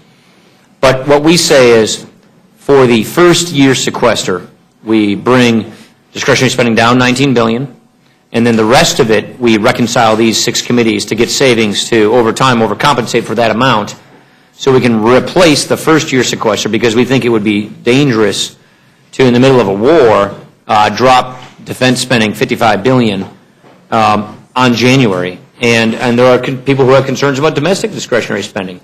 We have difference of opinions in our conference about this, but who think dropping that's fast. The thing is this. We're operating at a BCA, which that level is up at 1047 for October, November, then December, and then January 2nd, bam, it goes down to 950. Cold, hard, in a real disruptive way. We think we should prepare for this.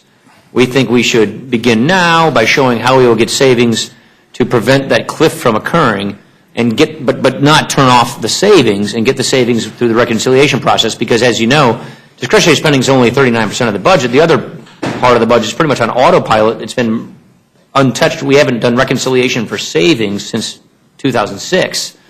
So we think we should go through that process, and that's what we prepare to do, and bring that bill to the floor in this spring. And some of our friends have mentioned this, and Elsie, I think, mentioned it too, in regards to Social Security and Medicare, and Congress has done over the years. I wasn't here, but everybody tends to keep ignoring it like it's going to go away. We know it's not going to go away. How do you put us on the path to start correcting it? And I think you tried to do that.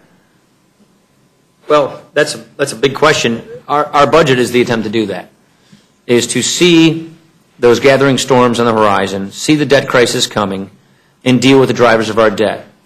And the point we keep trying to make is the sooner we do this, the better off everybody's going to be.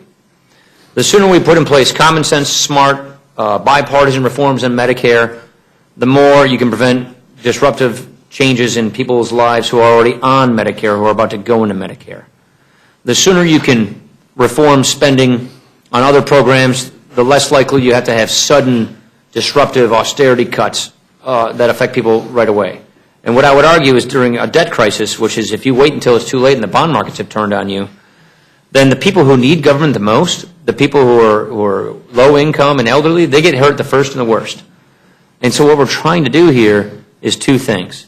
Get those reforms in place right now so they're gradual, they're on our terms, and they prevent a debt crisis by dealing with the drivers of the debt and getting our debt levels down, and put the kinds of policies we believe will grow the economy and get people back to work. Growing the economy and getting people back to work underlies the self-sufficiency, also has the added benefit of bringing in more revenue to the government, because better growth gets more revenue.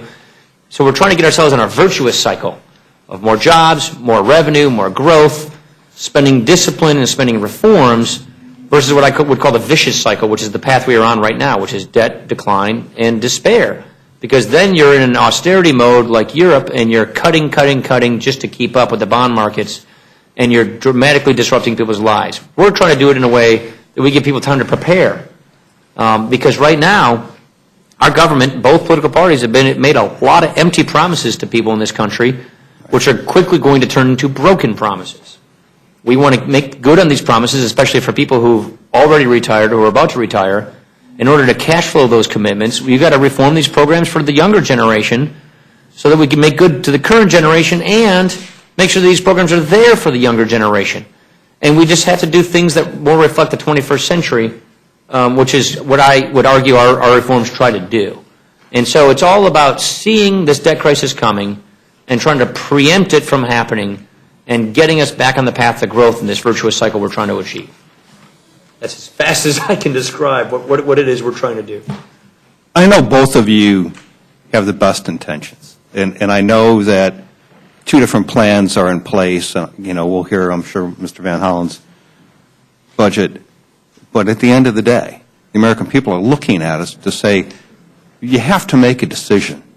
You have to show us and show leadership and move us forward, because if we keep doing what we're doing, and we've been doing this for how many years, under both Democrats and Republicans, and now we find ourselves in this mess. And I don't want to say overwhelmed by it, but when you look at the financial pictures, you look forward, and I had to do this, in my other job, it's beyond gloomy.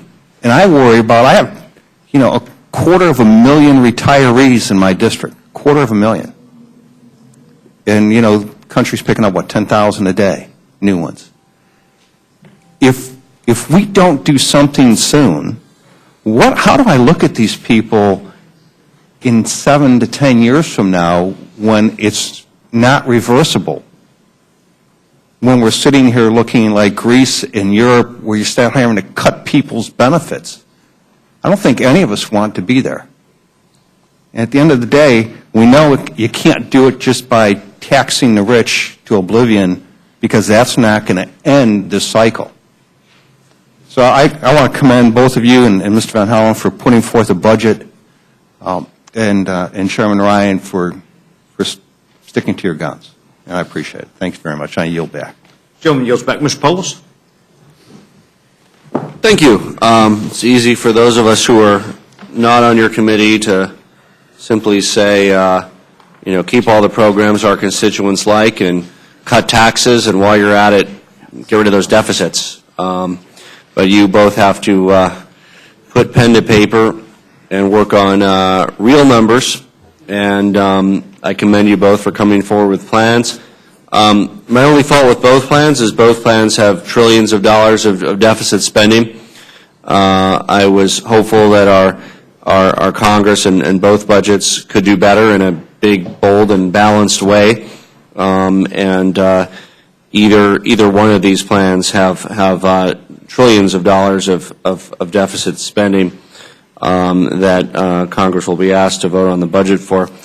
My only particular question about Mr. Ryan's plan, I focus on education issues a lot here in this House, and like many on both sides of the aisle, believe strongly in access to higher education and Pell Grants. And there's two things that are at odds that the Republican budget does, I think, that makes the Pell Grant program a lot less workable for many students for whom it's the only route to attend college. At the same time, we add in an increased expected family contribution, requiring that more low-income families pay to receive a Pell Grant. And I understand the concept of skin in the game, although, like many of my colleagues, I find it hard to see why we're asking those with the least among us to put skin in the game, while we're not asking those with the most among us not to do their unfair share on their shoulders, but simply to put the same kind of skin in the game that the poorest Americans are doing. But at the same time, we're asking poorer families to put more skin in the game with their expected family contribution. This budget ends Pell Grant eligibility for students enrolled less than half-time,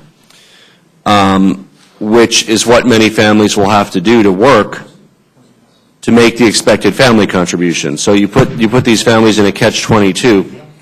where you're saying you have to be a half-time or full-time student. You can't be a quarter-time student.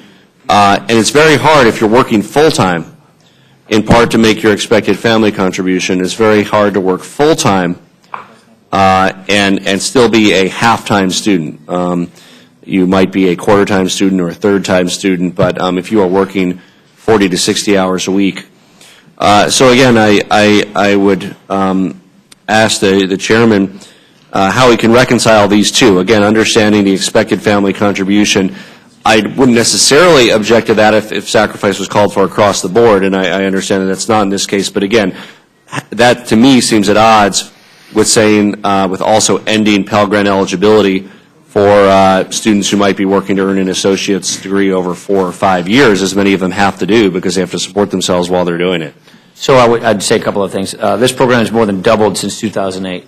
The president has a funding cliff where he raises the level and then it just ends in 2 years and has a cliff. We think that's just really sort of gimmicky on budgeting. We keep stable funding. We keep the award level where it is.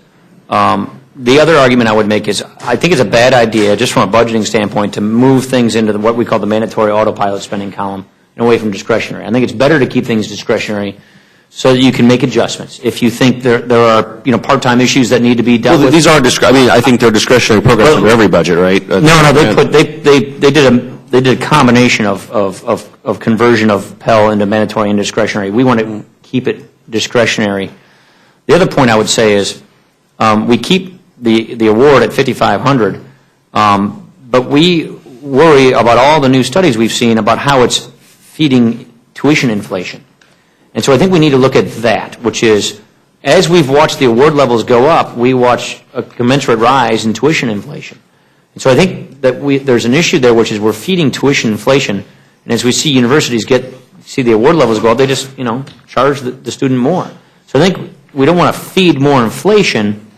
We want to make this discretionary so the program is more nimble, and we want to keep it on a path that's sustainable instead of having some 2-year cliff. The other part of sacrifice is, what we're saying throughout this budget is don't subsidize wealthy people. Don't subsidize their Medicare. Don't subsidize their corporations. Don't subsidize with all this pork. Don't subsidize them to the tax code with tax expenditures. So we're saying let's have a better, more entrepreneurial tax system for growth, but stop subsidizing them. And I would argue you can save a whole lot more money, whether it's their health and welfare benefits for the wealthy or the tax benefits for the wealthy. Take those away, and you can really advance fiscal responsibility a whole lot farther without doing damage to the economy and the entrepreneur and those small businesses, and that's the approach we're trying to take. And again, I think the issue here is that while expected family contributions perhaps might need to increase for low-income families as part of a big, bold, and balanced approach that actually balances the budget, unlike this particular plan. But while that might need to occur, I believe that, again, educationally it's inconsistent with requiring that students are enrolled a half-time or more at the very time that they are having to chip in more. So it's just how it kind of meets the real world. I understand probably from a budget perspective, we look at things and say, okay, these people are only a quarter time enrolled and we're going to, remove their eligibility or whatever it is. But in many cases, particularly if they have to chip in more of their own money, and while I may object to it in your particular budget, I don't object to that principle in a big, bold, and balanced approach. It has to be done in a way where people can take as many courses as they can while they hold down a full-time job. So they can live that aspirational American dream and get an associate's degree, get a bachelor's degree, increase their income substantially, pay more taxes, more likely that their kids will escape the vicious cycle of poverty and their kids will have an education as well. So that is the main point with regard to that. As I said, I wish that both budgets didn't contain trillions of dollars in deficit spending. There are, bipartisan ideas to get there. Certainly, Mr. Ryan talks passionately about the idea of tax reform. That's something that many on my side of the aisle strongly agree with. The concept of getting rid of special interest tax loopholes and using most of those proceeds, or indeed all of those proceeds. Most of the folks on my side, our preference would be most, but we certainly wouldn't rule out using all those proceeds to bring down rates. However, this budget does more than that. It leaves revenue on the table with regard to the tinkering on taxes, in that the rates, it's my understanding that the rates are brought down more than the money that is recovered by the elimination of special tax considerations, if you include in that, which you should for honest accounting, the Bush tax cuts in the package. So, well, if you pretend that We use those current aren't. policy baseline. So those are part of the mix as well. So again, I commend you both for your work. Again, it's easy for all of us to say, keep funding all the programs we like, cut our constituents' taxes, and by golly, balance the budget. So by that yardstick, you all may have fallen short, but you were the ones who had to actually add up numbers. And we appreciate your diligence in doing that. No budget is perfect, and this will be an excellent discussion about the values of the House, the values of the American people, and will hopefully encourage boldness on all sides towards aggressively working to balance the budget and start paying down the national debt. And I yield back. Thank you, gentlemen. Mr. Scott? Thank you, sir. Paul, quick question for you. It seems to me that some taxes are just voluntary. And the whole notion that the projections of higher revenues based on higher tax rates seems to me to be a fallacy. I mean, at the end of the day, if President Obama's tax plan of $2 trillion of increase happens, your capital gains rate goes from 15 to 28 or a little higher, and the net result will probably be lower revenues based on the fact that that's a voluntary tax. You either realize the gain or you don't. And so the equation that we keep talking about, that I keep hearing around the room, is that somehow higher taxes or higher rates will increase the revenues, when it seems to me that that may not necessarily be a fact. Yeah, history shows us that, especially on cap gains. Cap gains is extremely sensitive to rates. When those tax rates have been cut, revenues have increased because realizations go up, and capital is deployed more efficiently, and that increases productivity and job creation. So definitely that's the case, and that's the point we're making, which is when you raise taxes on the margin, and there's a lot of economics on this. I mean, there have been study after study after study that shows, even the Romer study says, the better economic growth is, fundamental tax reform that lowers rates. So there's a lot of data that says lowering rates works to improve growth and productivity. And we're saying it doesn't have to be a one or the other. If you get rid of the loopholes, you can lower rates without sacrificing revenue from where we are today. Actually, we'll actually get faster toward a higher revenue line than we would under the status quo, I'm convinced, if we go down this path. Mr. Webster? That's fast. Thank you, Mr. Chairman. In this publication, That's the report, I take it? That's our report? It is. Yeah. It's your report. And in here, there are black and white graphs. The first one based on... What page are you on? Based on, well, the first one is page 19, based on OMB and CBO. And I'm sure it looks a lot better in color on a full piece of, a large piece of paper, but it's there. There are others found on 138, 139, and 140, 42, and 142. Yes. And all of these paint a pretty bleak picture of the future. Now, I guess some could argue that these are pretend, that word was used, but eventually there comes a day of reckoning.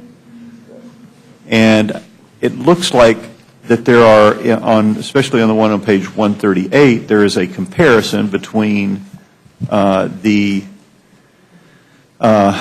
proposed budget by the President and this proposed budget contained in this document. I guess my question is there a time that these numbers become so bleak that nothing can be done, and I'm assuming that all these are correct and that there's agreement that these numbers and these graphs are true.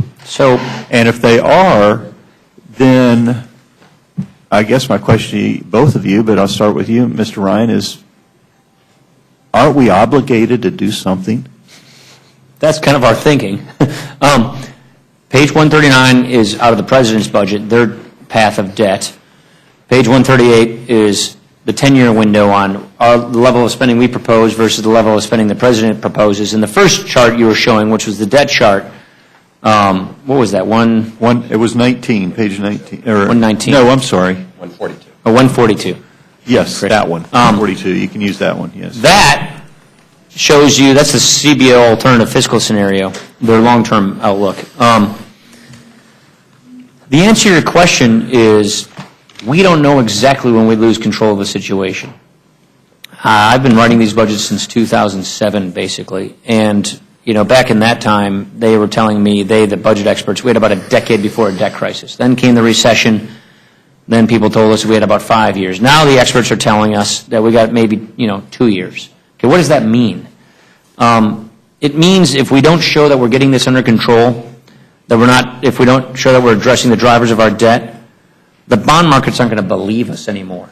That the people who are lending us all this money, remember 40 cents of every dollar that's spent by government's borrowed, half of that's borrowed by foreigners, they're not going to believe us anymore that we're going to make good on these bonds, so they're going to require a higher payment for these bonds, so our interest rates will spike.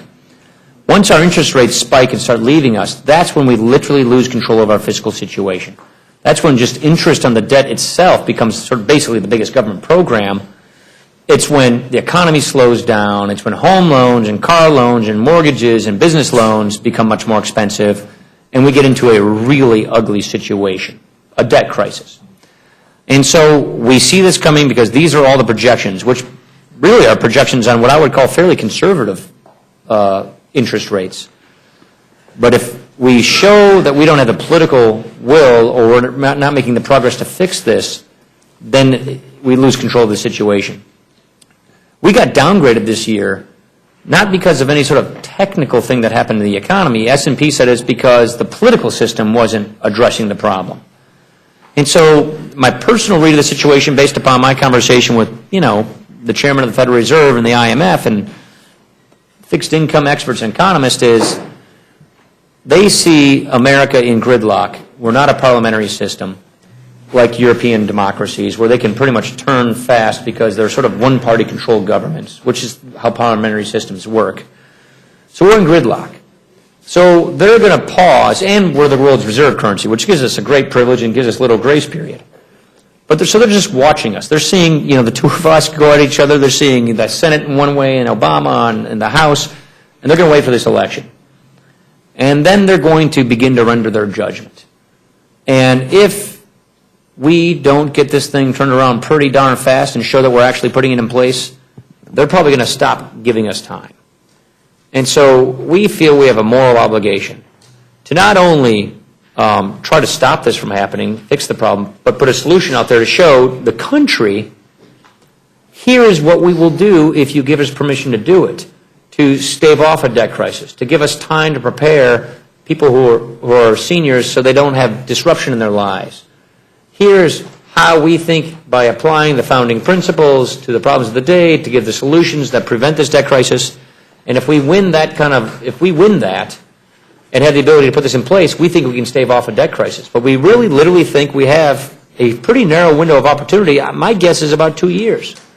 Meaning, if we don't show that we're not nailing this thing down and getting it under control by the end of next calendar year, I don't know how we survive or prevent a debt crisis. And so that's just a numbers thing. It's a mathematical thing. It's not a political thing or an ideological thing. It's just numbers and math, and it's based upon everything we hear from the credit markets. And so we just feel obligated to put this plan out there, which shows how we think it's a smart, reasonable way to deal with this, and it's better for everybody involved. Seniors don't have disruption in their lives. We give younger people time to prepare for changes in these programs, which are going bankrupt anyway, and most importantly, we're not in the austerity Greek-like mode where you're cranking up your taxes, cutting the safety net, pushing people into destitution, and depriving younger people of careers because your economy is slowing down. We want growth, economic growth, and that's what the whole point of tax reform and debt reduction is all about. So we feel like we have just a pretty narrow window here to get growth, to get debt reduction, and to do it in a gradual, sensible way where people don't get hurt. That's what we're trying to accomplish. Okay, so I'll ask my question again to Mr. Van Hollen. Thank you. Do you believe it's incumbent upon us to do something immediately about this? And if that be the case, do you have for your budget proposal similar graphs that would show us where we're headed? That would be my question. I do believe that we need to come up with a plan now to grapple with this problem. I also agree that this country has the capacity and the resources to do it, and the sooner we act, the better. I also agree that a big part of the problem is political gridlock, which is why I believe that the bipartisan commissions that have looked at this problem, like Simpson-Bowles, like Rivlin Domenici, have at least come up with a framework that provides the path forward. And by framework, I mean that balanced approach that involves a combination of cuts but also revenue. So the issue is not whether we need to reduce the deficits in a credible way over a period of time. The issue is how. And we believe we have a balanced approach to doing it. As I indicated, what we do is we get the deficit as a percent of GDP down considerably. We stabilize it as a percentage of the debt. You're going to hear a lot of other proposals, some Democratic, some Republican, that actually reduce the debt as a percent of GDP much faster than the Republican plan or the Democratic plan. The difference is the combination of choices. You're going to hear another Republican plan that goes even further in just cuts. You're going to hear other Democratic plans that have a different mix of spending and cuts. Our view is that in order to solve the political gridlock, you have to do some combination of plans that have balance. You cannot get there just on one side of the ledger, which without imposing too much pain on certain Americans, like seniors on Medicare or Medicaid, or by, as Mr. Hastings said, underfunding education. You need a balanced approach, and that's what we've provided. So, okay, well, then I had one follow-up then. That's it. Do you believe that we can solve this problem by making no changes to Medicare, Medicaid, or Social Security? Can we solve the problem that we're looking at here right now? No, I do not believe we can solve them without any of those things, and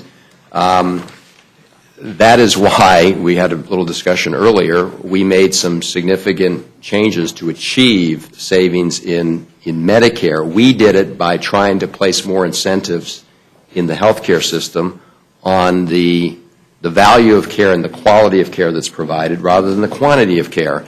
And this is a chart I've got that Mr. Ryan presented in the Budget Committee. And what it shows is these two black lines there. Those are the Republican and Democratic proposals to deal with Medicare. It shows a trajectory from 2030 to 2050. You can see they're very close to each other. So our budget deals with Medicare. We just deal with it in a very different way. We do not put the burden of and risk of the increased health care costs on the seniors, which is what the Republican budget does. So there's a clear example about how we do have a plan to help stabilize Medicare costs. We just have a very different approach to doing it.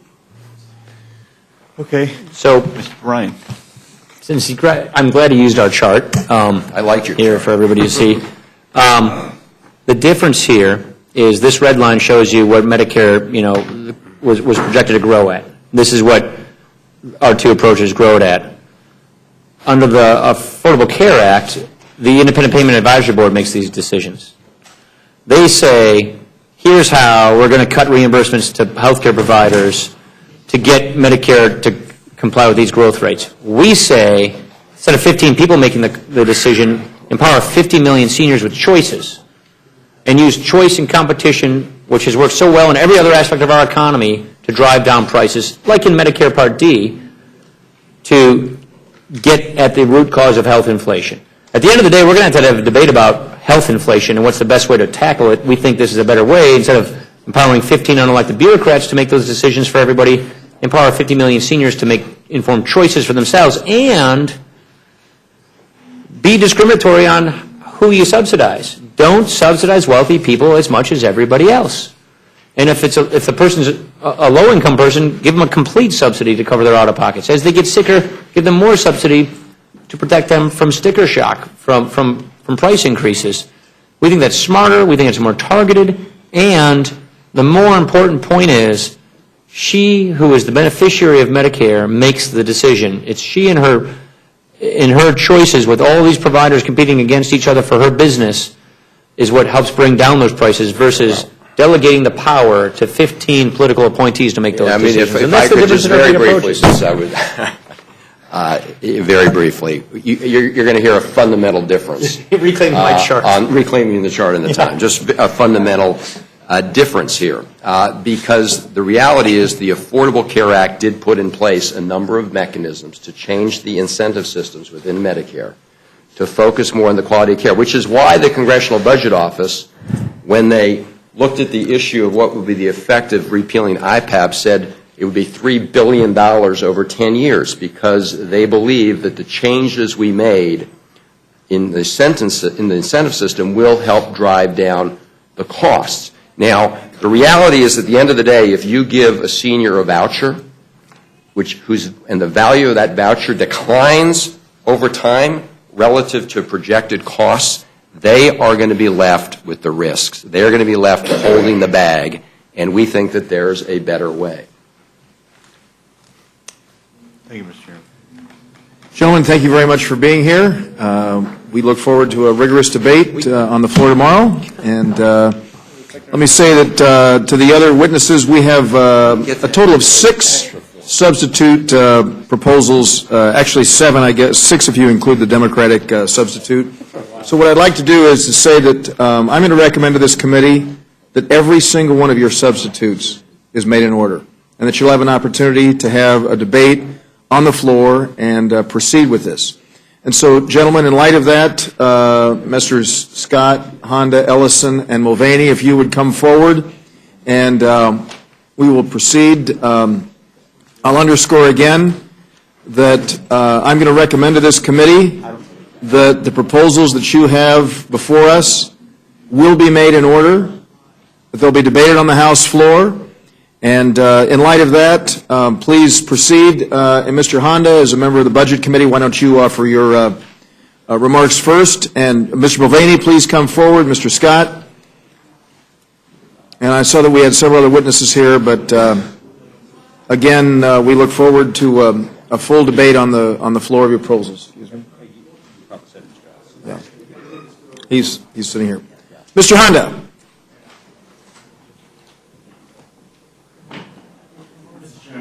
Very much. I'll be presenting testimony on behalf of the Congressional Progressive Caucus. And by the way, let me just say again that any prepared statement that you have will appear in the record in its entirety. And in light of the fact that the hearing has gone on for 2 hours and 15 minutes, I'd like to say that we welcome your summary. And let me just remind you again, I'm going to recommend to this committee that your progressive budget be made in order and and provide debate time on the House floor, and then an up or down vote on your proposal. Thank you. And I read between the lines, and I got your message. Well, I just saw you pull out this presentation. Oh, no, this is just my prepared remarks. They're going to appear in the record in their entirety. Our document is a little bit larger with charts and everything else like that. So I will. Good. We'll have it on the floor tomorrow. I will submit that along with the chair of the. Without objection. Thank you very much. And I want to thank the chairman and the members of this Rules Committee for your patience and your inquiry. I think that, this is one of the things that we want to see happen in our process. And I appreciate the total open and honest debate that's gone on. I think that there's no one in Congress that disagrees that this country is on an unsustainable path. And we know that inaction is not an option. And the debate we've been having on centers of values, it centers around values, choices, tariffs, sacrifices, and responsibilities. No matter which way you slice it, getting us back on solid fiscal footing will require asking tough questions and making difficult decisions. The CPC budget rejects the assumption that those answers require us to cut back every essential safety net program that Americans value. Instead, our caucus targets the drivers of our debt, so unsustainable tax policies, the wars overseas, and the recent recession. First and foremost, this proposal would create jobs. Initial estimates show that the budget for all, which is our budget, would create approximately 3.3 million jobs, while the Republican proposal would cost 4.1 million. We attack our nation's persistently high unemployment levels by using every tool in the federal government's arsenal: 1, direct and local hire programs; 2, targeted tax incentives; and 3, widespread domestic investments. The Republican plan only relies on the cutting approach to economics and one-sided, constant cut approach that will harm our economic recovery. Let me be clear, this is not another tax and spend proposal. While this proposal would call for high investments in the immediate years to come, our non-defense discretionary spending levels fall below historical averages by a decade's end. We understand that honest solutions require the private and public sector collaboration, and I agree that there's not a one-size-fits-all solution to the problems we face, but I believe in a government that works for the American people and helps find solutions. We do not need to turn our social safety net into laboratory experimentation, leave vulnerable Americans out in the cold, or eliminate government altogether to find solid footing. Fortunately, that's exactly what's happening with the other side's proposal. Rating programs for the vulnerable, for the elderly, and for the everyday American is not brave. What is brave is looking some of our more affluent Americans in the eye and telling them the truth.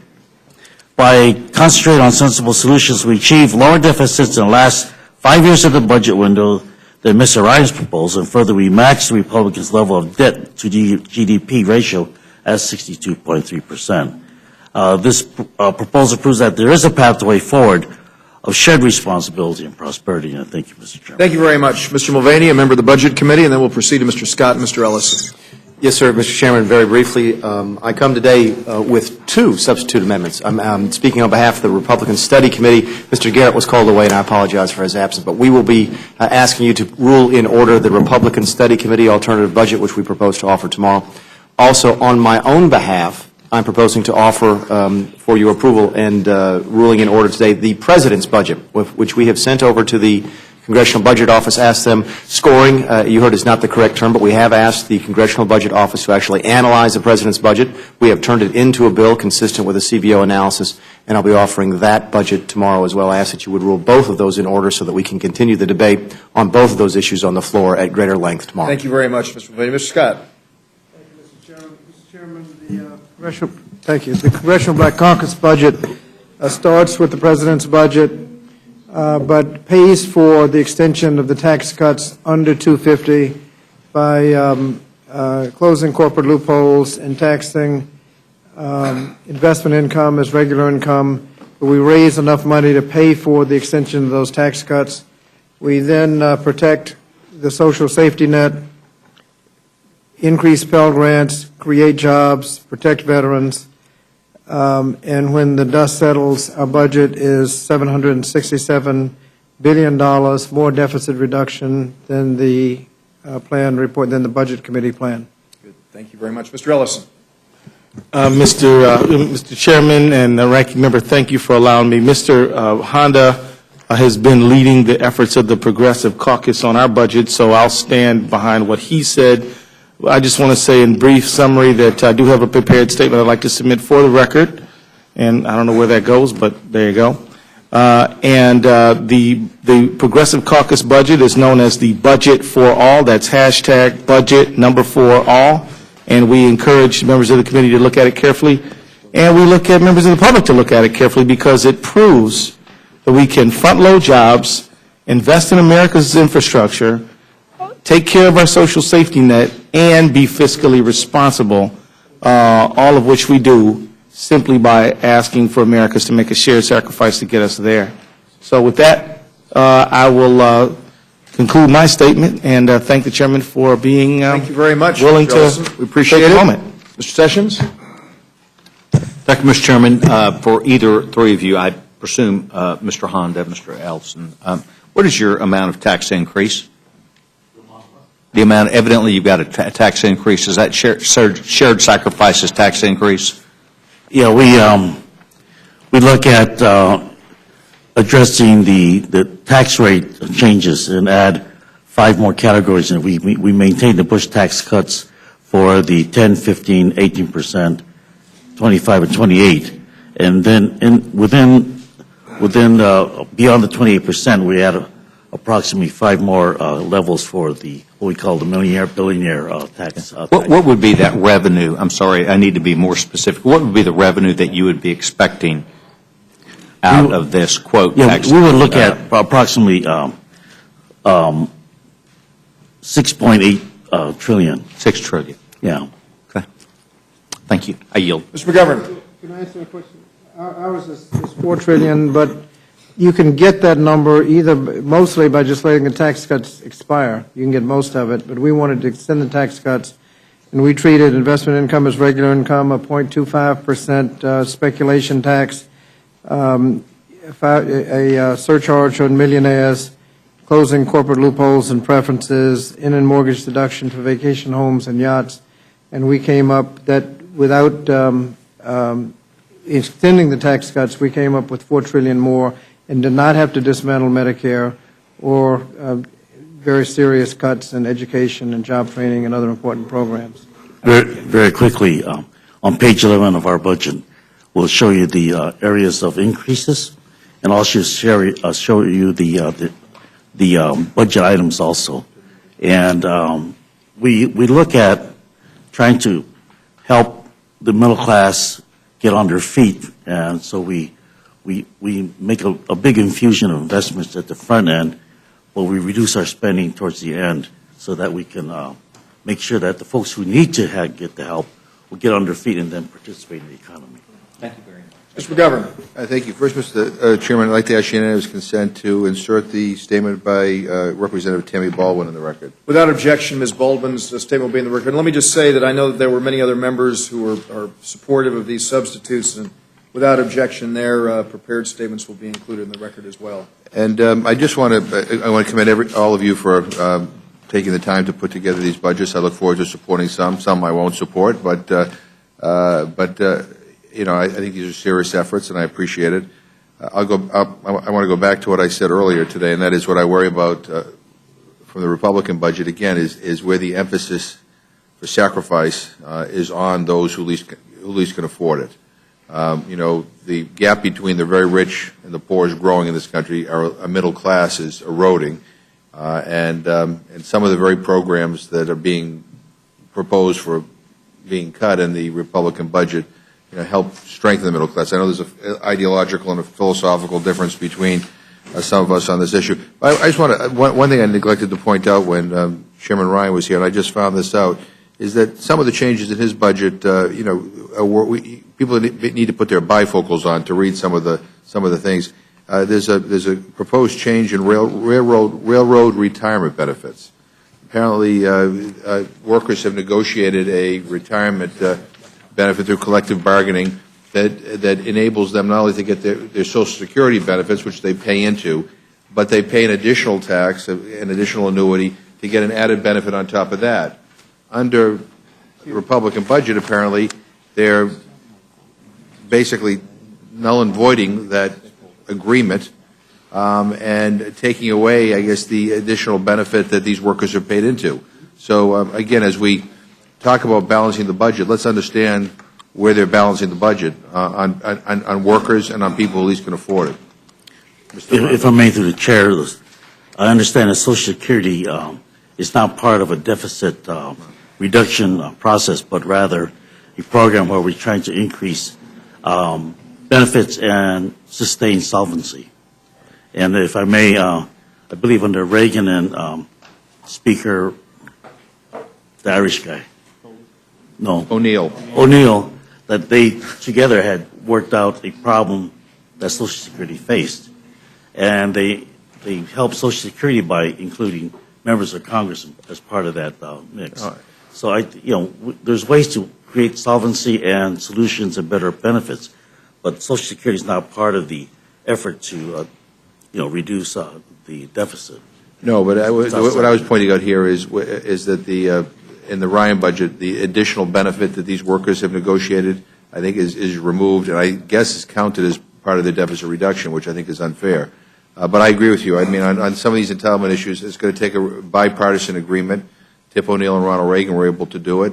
But both Tip O'Neill and Ronald Reagan, I think, appreciated the fact that we should have a Social Security system, and we should have a Medicare system. I'm not sure that I think there are some people who do not believe that the federal government should be involved in Social Security. So anyway, I will look forward to this debate on the floor. Ms. Fox.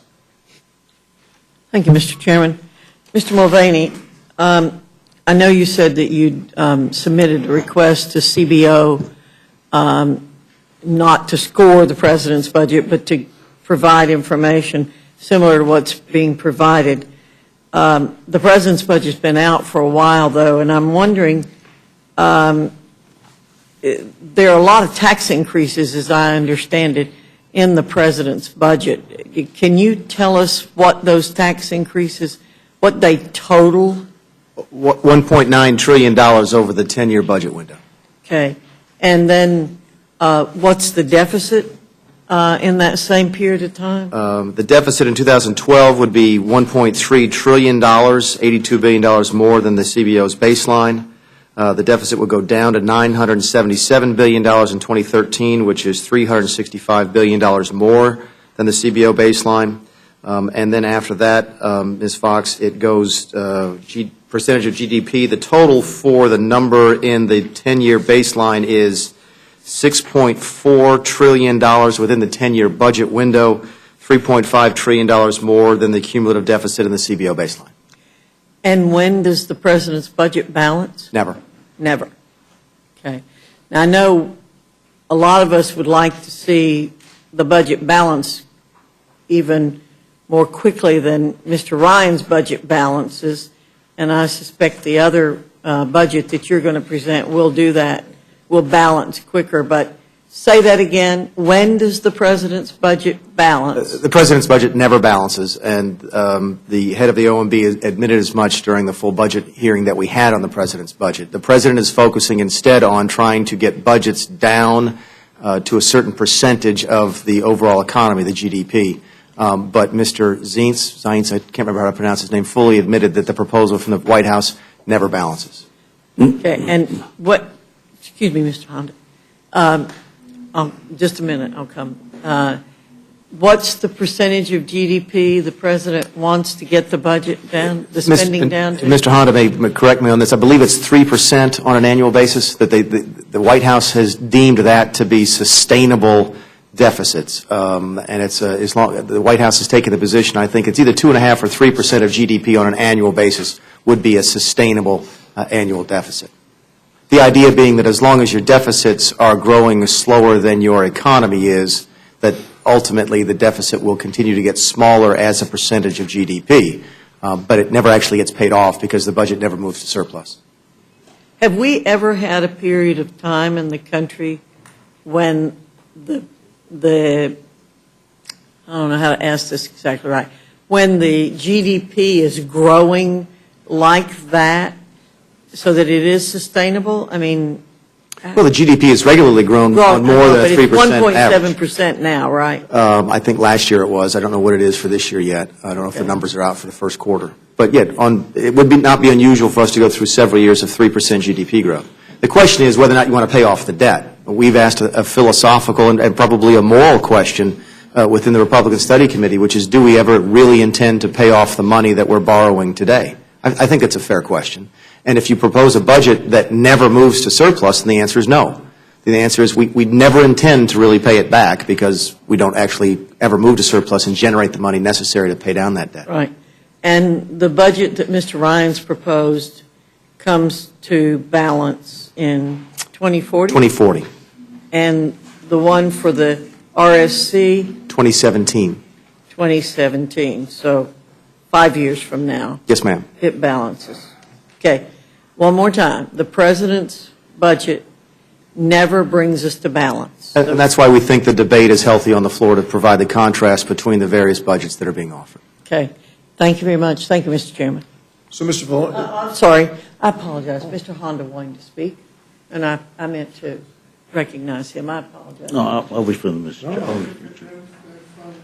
Sure. On GDP, on the Black Caucus budget, we get down to 1.2% of GDP by 2015 and 0.6% of GDP by 2022. And again, the Congressional Black Caucus budget has $770 billion more deficit reduction than the Ryan plan. Mr. Chairman, if I just may ask a question. When you quoted that someone from OMB said that the president's budget doesn't ever balance, did he say that, or did he say that they don't go beyond 10 years in order to predict that? Because if you calculate everything within 10 years, you can come up with numbers. But if you go beyond 10 years, it's difficult to predict because it's beyond the 10-year cycle that most people make their calculations. And if you ask the question, Congresswoman Fox, about deficits, whether there has been ever a budget that had no deficit, there were about 6 or 7 years in the last few years of the Clinton administration where there was no deficit and building a surplus. But I find it very difficult to believe that the president will put together something and have someone say that it doesn't reach some balance at some point in time in the future. I know that CBO does not make any predictions beyond 10 years because I ask those questions and I push hard. But they say, it's just the state of the art. To Mr. Honda's point, I can agree with him in part. The CBO will tell us, in fact, they told us on the GOP budget, that beyond 10 years they don't make individual annual analysis. They sort of do it on an estimated basis, on a decade-to-decade basis, which is why Mr. Ryan's able to say that the CBO indicates his budget would balance at 2040, not 2030, not 2050, because, as Mr. Honda mentioned, once you get outside the 10-year window, they start talking in much larger estimates. But the truth of the matter is, if you do look at the CBO analysis, which I've got and I can make available to Mr. Honda, you can see the trajectories. And the trajectories are that the budget is actually the deficit under the President's budget is getting larger in 2020, larger again in 2021, larger again in 2022. So the CBO, I think it's fair to estimate, would tell you that the deficit would never balance. And indeed, I think when we talked to Mr. Zienst, he said that he had no expectation of it ever balancing. Yeah, and if I may, Mr. Chairman, on the Ryan extension, saying 2040 would be where it would balance, that would mean beyond our purview that all the things that we are assuming right now would continue. And if you make that assumption all the way to 2040, it perhaps would happen. But I doubt very much that anyone can say with certainty that all those assumptions will hold. All the more reason for the gentleman to co-sponsor the BOLT Act, which would require the CBO to take the estimates out beyond the 10-year budget window. Any more questions, Ms. Fox? Thank you, Mr. Chairman. Mr. Hastings. Oh, excuse me, Mr. McGovern. Oh, Mr. Hastings. Thank you very much, Mr. Chairman. I just want to reference my good friend from Florida, Mr. Webster's comment with reference to what I had to say about let's pretend the program. I was talking, Dan, about not substance, but about process. And I'm now in my 20th year of witnessing the budget debacle. And all I'm saying is, when all is said and done, it's fiction. And if we are about the business of doing something, then we ought to be about the business of making across-the-board cuts and identifying a period of time within reason that would allow us to come to not only balancing of the budget, but a potential surplus. Tell you why it's fiction. We don't know how many tornadoes we're going to have, how many hurricanes we're going to have. We don't know how many fires we're going to have, how many wars we're going to have. We don't know how much crime we're going to have. We don't know how much terrorism we're going to have. So all I'm saying is we do this exercise knowing full well all of the hard work. We've gone through all this process. We haven't talked about prioritizing sequesters. We haven't talked about the deal that was supposedly made that is no deal no more. And the relevance of that, as I see it, is a dysfunctional system. And it's regrettable that we do this knowing full well all the time, and there are no more serious students who know their subject extremely well than the members that are here or now. Other members that wanted to make a presentation on both sides of the aisle, Paul Ryan and Van Hollen among them, our chairman, an expert in this arena, and somehow or another we continue to pretend that we're doing something, and we ain't doing nothing, and everybody here knows that. Mr. Hastings? Yes, Mr. You mentioned fiction. One of the problems with the Ryan budget is that it includes a tax rate reduction which claims to be revenue neutral. The problem with the claim revenue neutral is you got $4 trillion in lost revenue, and there's no way you're going to be able to find $4 trillion in offset to pull that off. You also have substantial across-the-board cuts, unspecified, which if you don't cut FBI and prisons, you got to double up on whatever's next. Those across-the-board cuts at that extent, 19%, frankly, will never get made. And so there are some fictional aspects to the Republican It's budget. sort of like the sequester. They But talked the- about it all of that time. Those people, they had a new staff, another bureaucracy. I just am personally tired of us carrying on a joke. It's for politics, and that's what the president's budget is. That's what all of your budgets are. That's what Ryan's budget I would take is. exception, Mr. Hastings, Yeah. because we have specific recommendations and Agreed. exactly how to come up with the money. Agreed, So you Bob. can at least see what we're talking about, not unspecified $1 trillion here and unspecified $1 trillion Well, it's there. nice to talk about it, Mr. Scott, my good friend. But you and I know that when the green and red and yellow lights go on, I recognize then it ain't the- I going recognize nowhere. the That's all arithmetic. I'm saying. Let's do something. Let's get more people together. Lock us up here, 535 of us, and let's get a budget. Let's get an understanding with the American public. This isn't getting us there. I'm not quarreling with what you've done. It's serious work, as is Paul Ryan's work. Well, and Van Hollen's the work. difference, though, is that ours is specific. If you want to know how we come up with the numbers, I follow you. the arithmetic is there. It doesn't say, and later on, we're going to show you where we're going to find $4 trillion, and later on, in taxes, and later on, we're going to find $1 trillion in cuts. You and I know it's called artful dodging. In the long haul, I agree with you. And I'm talking about the Ryan budget. We know full well that it cuts taxes and that the Bush tax cuts don't expire, they are extended. I mean, come on, people. When are we going to get real? That's all I'm saying. I think that's a part of today's vernacular. Get real. Apparently, Mr. Ellison has to leave. Are there any questions for Mr. Ellison that members have? Thank you very much for being here, Mr. Ellison. Mr. Woodall. Could I ask one question, Mr. Ellison, before he goes? Thinking about Mr. Hastings' concerns about fiction, I share that same concern. I'm so pleased that the Budget Committee reported a budget with reconciliation instructions so that we could move beyond the fiction and into legislative language. Are there any reconciliation instructions in the Progressive Caucus budget? Thanks for that question, Mr. Woodall. I'm going to have to defer to Mr. Honda, who has been the leader of our budgetary process. Well, it's all directions to reconcile, but they have, as we have, specific ideas and how it can be done, not go find $1 trillion. Here's, if you accept these recommendations, that's where the $1 trillion is. Now, they can do it another way. That's what the budget is, just top line. But their budget and our budget shows specifically how it can be done, not just go find $1 trillion. Mr. Ellison, thank you. I Yeah, appreciate that. that's why I referred us to budget page 11, and that'll give you some of the information as to the increases. But in terms, if I understand your question correctly, I'm not sure. I don't think that we have a reconciliation as you may define it. Well, I'm still a student of the process here in month number 15, and I don't have my 20 years of experience that my friend from Florida. This is a lifelong process. It strikes me as the gentleman neat. yield? I'd be happy to yield.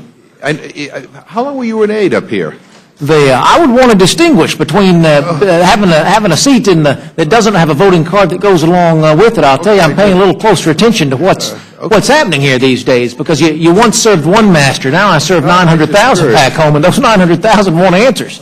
And they're concerned about the fiction. And I say that it distinguishes this year's Budget Committee. I'm so pleased to serve on the committee with you, Mr. Honda. It distinguishes our conversation this year from last year in that we did move to reconciliation instructions, to say we're not just going to have this fight in the Budget Committee and on the House floor and be done with it. We're going to have some accountability in this process. We're going to send it to the authorizers and say, you authorizers, either you're going to get it done or we're going to get it done for you here in the Budget Committee. And I don't know whose masterful idea that was. It was not mine. I wish it had been, but I'm pleased to support it. But thinking about the alternatives that are being offered, I just wondered if you all had adopted that same pattern. And Mr. Scott, we're pretty definitive in our budget.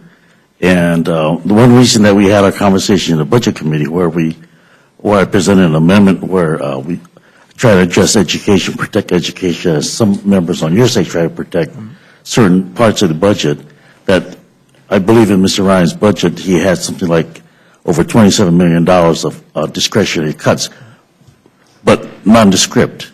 I mean, it was an open pot, and I think that is dangerous for budgeting. Let me ask about discretionary spending. I know 1047 is the top line, is the maximum. I think it was described in the Budget Control Act as the cap on all possible discretionary spending next year. And then beyond, Mr. Scott, what did the Black Caucus budget do? Did it to subscribe to the Budget Control Act maximum caps as being the funding level? Yes, but then we, as a base, and then we found areas where there were deficiencies and recommended increased spending, for example, in transportation to create jobs, in education, in Veterans Affairs to make sure that we match the independent budget. We increased and designated step by step exactly what they were. So when Mr. Hastings talking about the agreement that's not really agreement, he was talking about you going above and beyond those caps? He's talking about us being specific in how we're doing it. You asked reconciliation instructions. Our budget raises about $4 trillion over the President's budget. Now, we could say, go find $4 trillion, but instead we outlined exactly where you can find it. There are other ways of doing it. If you let the tax cuts for the middle class expire, that'll get you about $3 trillion right off the bat. I mean, there are a lot of ways to do it, but if you don't have any specific recommendations and just have somebody go find $4 trillion, you wonder how credible a budget it is. Mr. Honda, how did the Progressive Caucus budget handle those budget caps? It's basically the same way. We're not wedded to the caps, but we want to let people know how we meet our obligations and have a surplus at the end. And ours is approximately 7.8. Mr. Mulvaney, while I appreciate folks, how different people deal with the caps, my hope would be that folks were going to come in under the caps. Do you have a budget that comes in under those maximum caps? Yes, sir. Mr. Woodall, and to the same point, by the way, since I'm here on behalf of both of the substitutes, the President does spend up to the 1047 cap, although undoes the sequester. The Republican Study Committee spends to 931 and actually leaves the sequester in place. I want to thank each of you for doing the budgets. The vote tomorrow is going to be one of my favorite days of the year. It was last year, because one of those times where everybody gets to lay out their ideas and then we let the voting chips fall where they may, and that's not possible unless folks invest serious time. I realize, I appreciate the smile from my friend across the aisle. I realize the sense that there's a fiction to it. I tell you, it scares some folks away from offering those alternatives. It's not easy to do. I see these folks sweat over trying to put these budgets together. I think it's an important part of the dialogue, and I'm grateful to him for doing it. And I just need to say to my freshman colleague, Mr. Mulvaney, who I believe occupies the seat formerly held by a Budget Committee chairman, I have seen in our 15 months on the Budget Committee together, our budget is a better budget. It was a better budget last year because of your involvement, and it is a better budget this year because of your involvement. It is not easy as a freshman in this institution to make a mark, and you have made a substantive big mark on the budget that I think was one of our proudest accomplishments last year, and I hope that your efforts will lead to one of our proudest accomplishments this year. But I just want you to know how grateful I am to you for that. I appreciate that. Thank you, Mr. Woodall. Thank you, Mr. Chairman. Mr. Polis. Mr. Nugent. Mr. Scott. Mr. Webster. Gentlemen, thank you very much for being here. That'll conclude the hearing. As I said, I know there were other witnesses, and without objection, their statements will appear in the record. Thank you, Mr. Chairman. As I said, we look forward, if the committee follows my recommendation, we'll have an opportunity for debate on your proposals on the House floor. And just for the record, I appreciate you putting it all on the floor for debate, because I think that's what the people deserve. And A chair will be in receipt of a motion. Mr. Chairman, I move the committee grant H-Con Res. 112. Go ahead. Please go ahead. Establishing the budget for the United States government for fiscal year 2013, setting forth appropriate budgetary levels for fiscal years 2014 through 2022, a structured rule. The rule provides 4 hours of general debate with 3 hours confined to the congressional budget, equally divided and controlled by the chair and ranking minority member on the committee on the budget, and 1 hour on the subject of economic goals and policies, equally divided and controlled by Representative Brady of Texas, Representative Hinchy of New York, or their designee. The rule waives all points of order against consideration of the concurrent resolution. The rule makes in order only those amendments printed in the Rules Committee report. Each such amendment may be offered only in the order printed in the report, may be offered only by a member designated in the report, shall be considered as read, shall be debatable for the time specified in the report, equally divided and controlled by the proponent and opponent, shall not be subject to an amendment. The rule waives all points of order against the amendments printed in the report, except that the adoption of the amendment in the nature of a substitute shall constitute the conclusion of consideration of a concurrent resolution for amendment. The rule provides upon the conclusion of the consideration of the concurrent resolution for amendments a final period of general debate, which shall not exceed 20 minutes, equally divided and controlled by the chair and ranking minority member of the committee on the budget. The rule permits the chair and the committee on the budget to offer amendments to the House pursuant to Section 305A.5 of the Congressional Budget Act of 1974 to achieve mathematical consistency. The rule provides that the concurrent resolution shall not be subject to a demand for division of the question. Finally, the rule provides that it shall be in order at any time during the legislative day of March 29, 2012, for the Speaker to entertain motions that the House suspend the rules as though under Clause 1 of Rule 15 related to the measure expiring Surface Transportation Authority. You've heard the motion of the gentleman from Dallas. Let me briefly explain. This follows the longstanding tradition of consideration of budget substitutes, which have been made in order in the past, and we're doing the same. This time we have 6 substitutes that we're making in order. We'll have 4 hours of general debate with an additional 20 minutes of closing debate. And what we've done is we've provided, Mr. Cooper, thanks for coming. We have just put your statement in the record, and we're in the midst of our markup. So thank you for being here. And your statement will print, and I will tell you that, as I said to you, I've recommended to the committee and Mr. LaTourette as well that we are going to be allowing for a full and vigorous debate on your proposals tomorrow. So thank you both very much for being here, gentlemen. And let me just say that we have 30 minutes of debate that we will be making in order for each of the caucus proposals that are before us, and the individual proposals, the Mulvaney and the Cooper-LaTourette proposals, will each be debatable for 20 minutes. And then, in light of the fact that we are not going to be voting today on the extension of the transportation bill, we'll have suspension authority for tomorrow. Are there any amendments to the rule? Mr. McGovern. Just a question on the suspension authority. Is this for a transportation bill? Or? It's specifically for the extension, which was going to be voted on today, and so there will not be a full transportation. So not the Senate bill that passed overwhelmingly? We are obviously working on a transportation bill, and an extension is what we are going to propose, and this allows for authority for that vote to take place tomorrow. Thank you. Any amendments? If not, the vote occurs in the motion of the gentleman from Dallas. Those in favor will say aye. Those opposed, no. The chair, the ayes have it. The ayes have it. The motion is agreed to. Mr. Woodall will be managing this rule for the majority, and Ms. Slaughter for the minority. That should conclude our business for the week.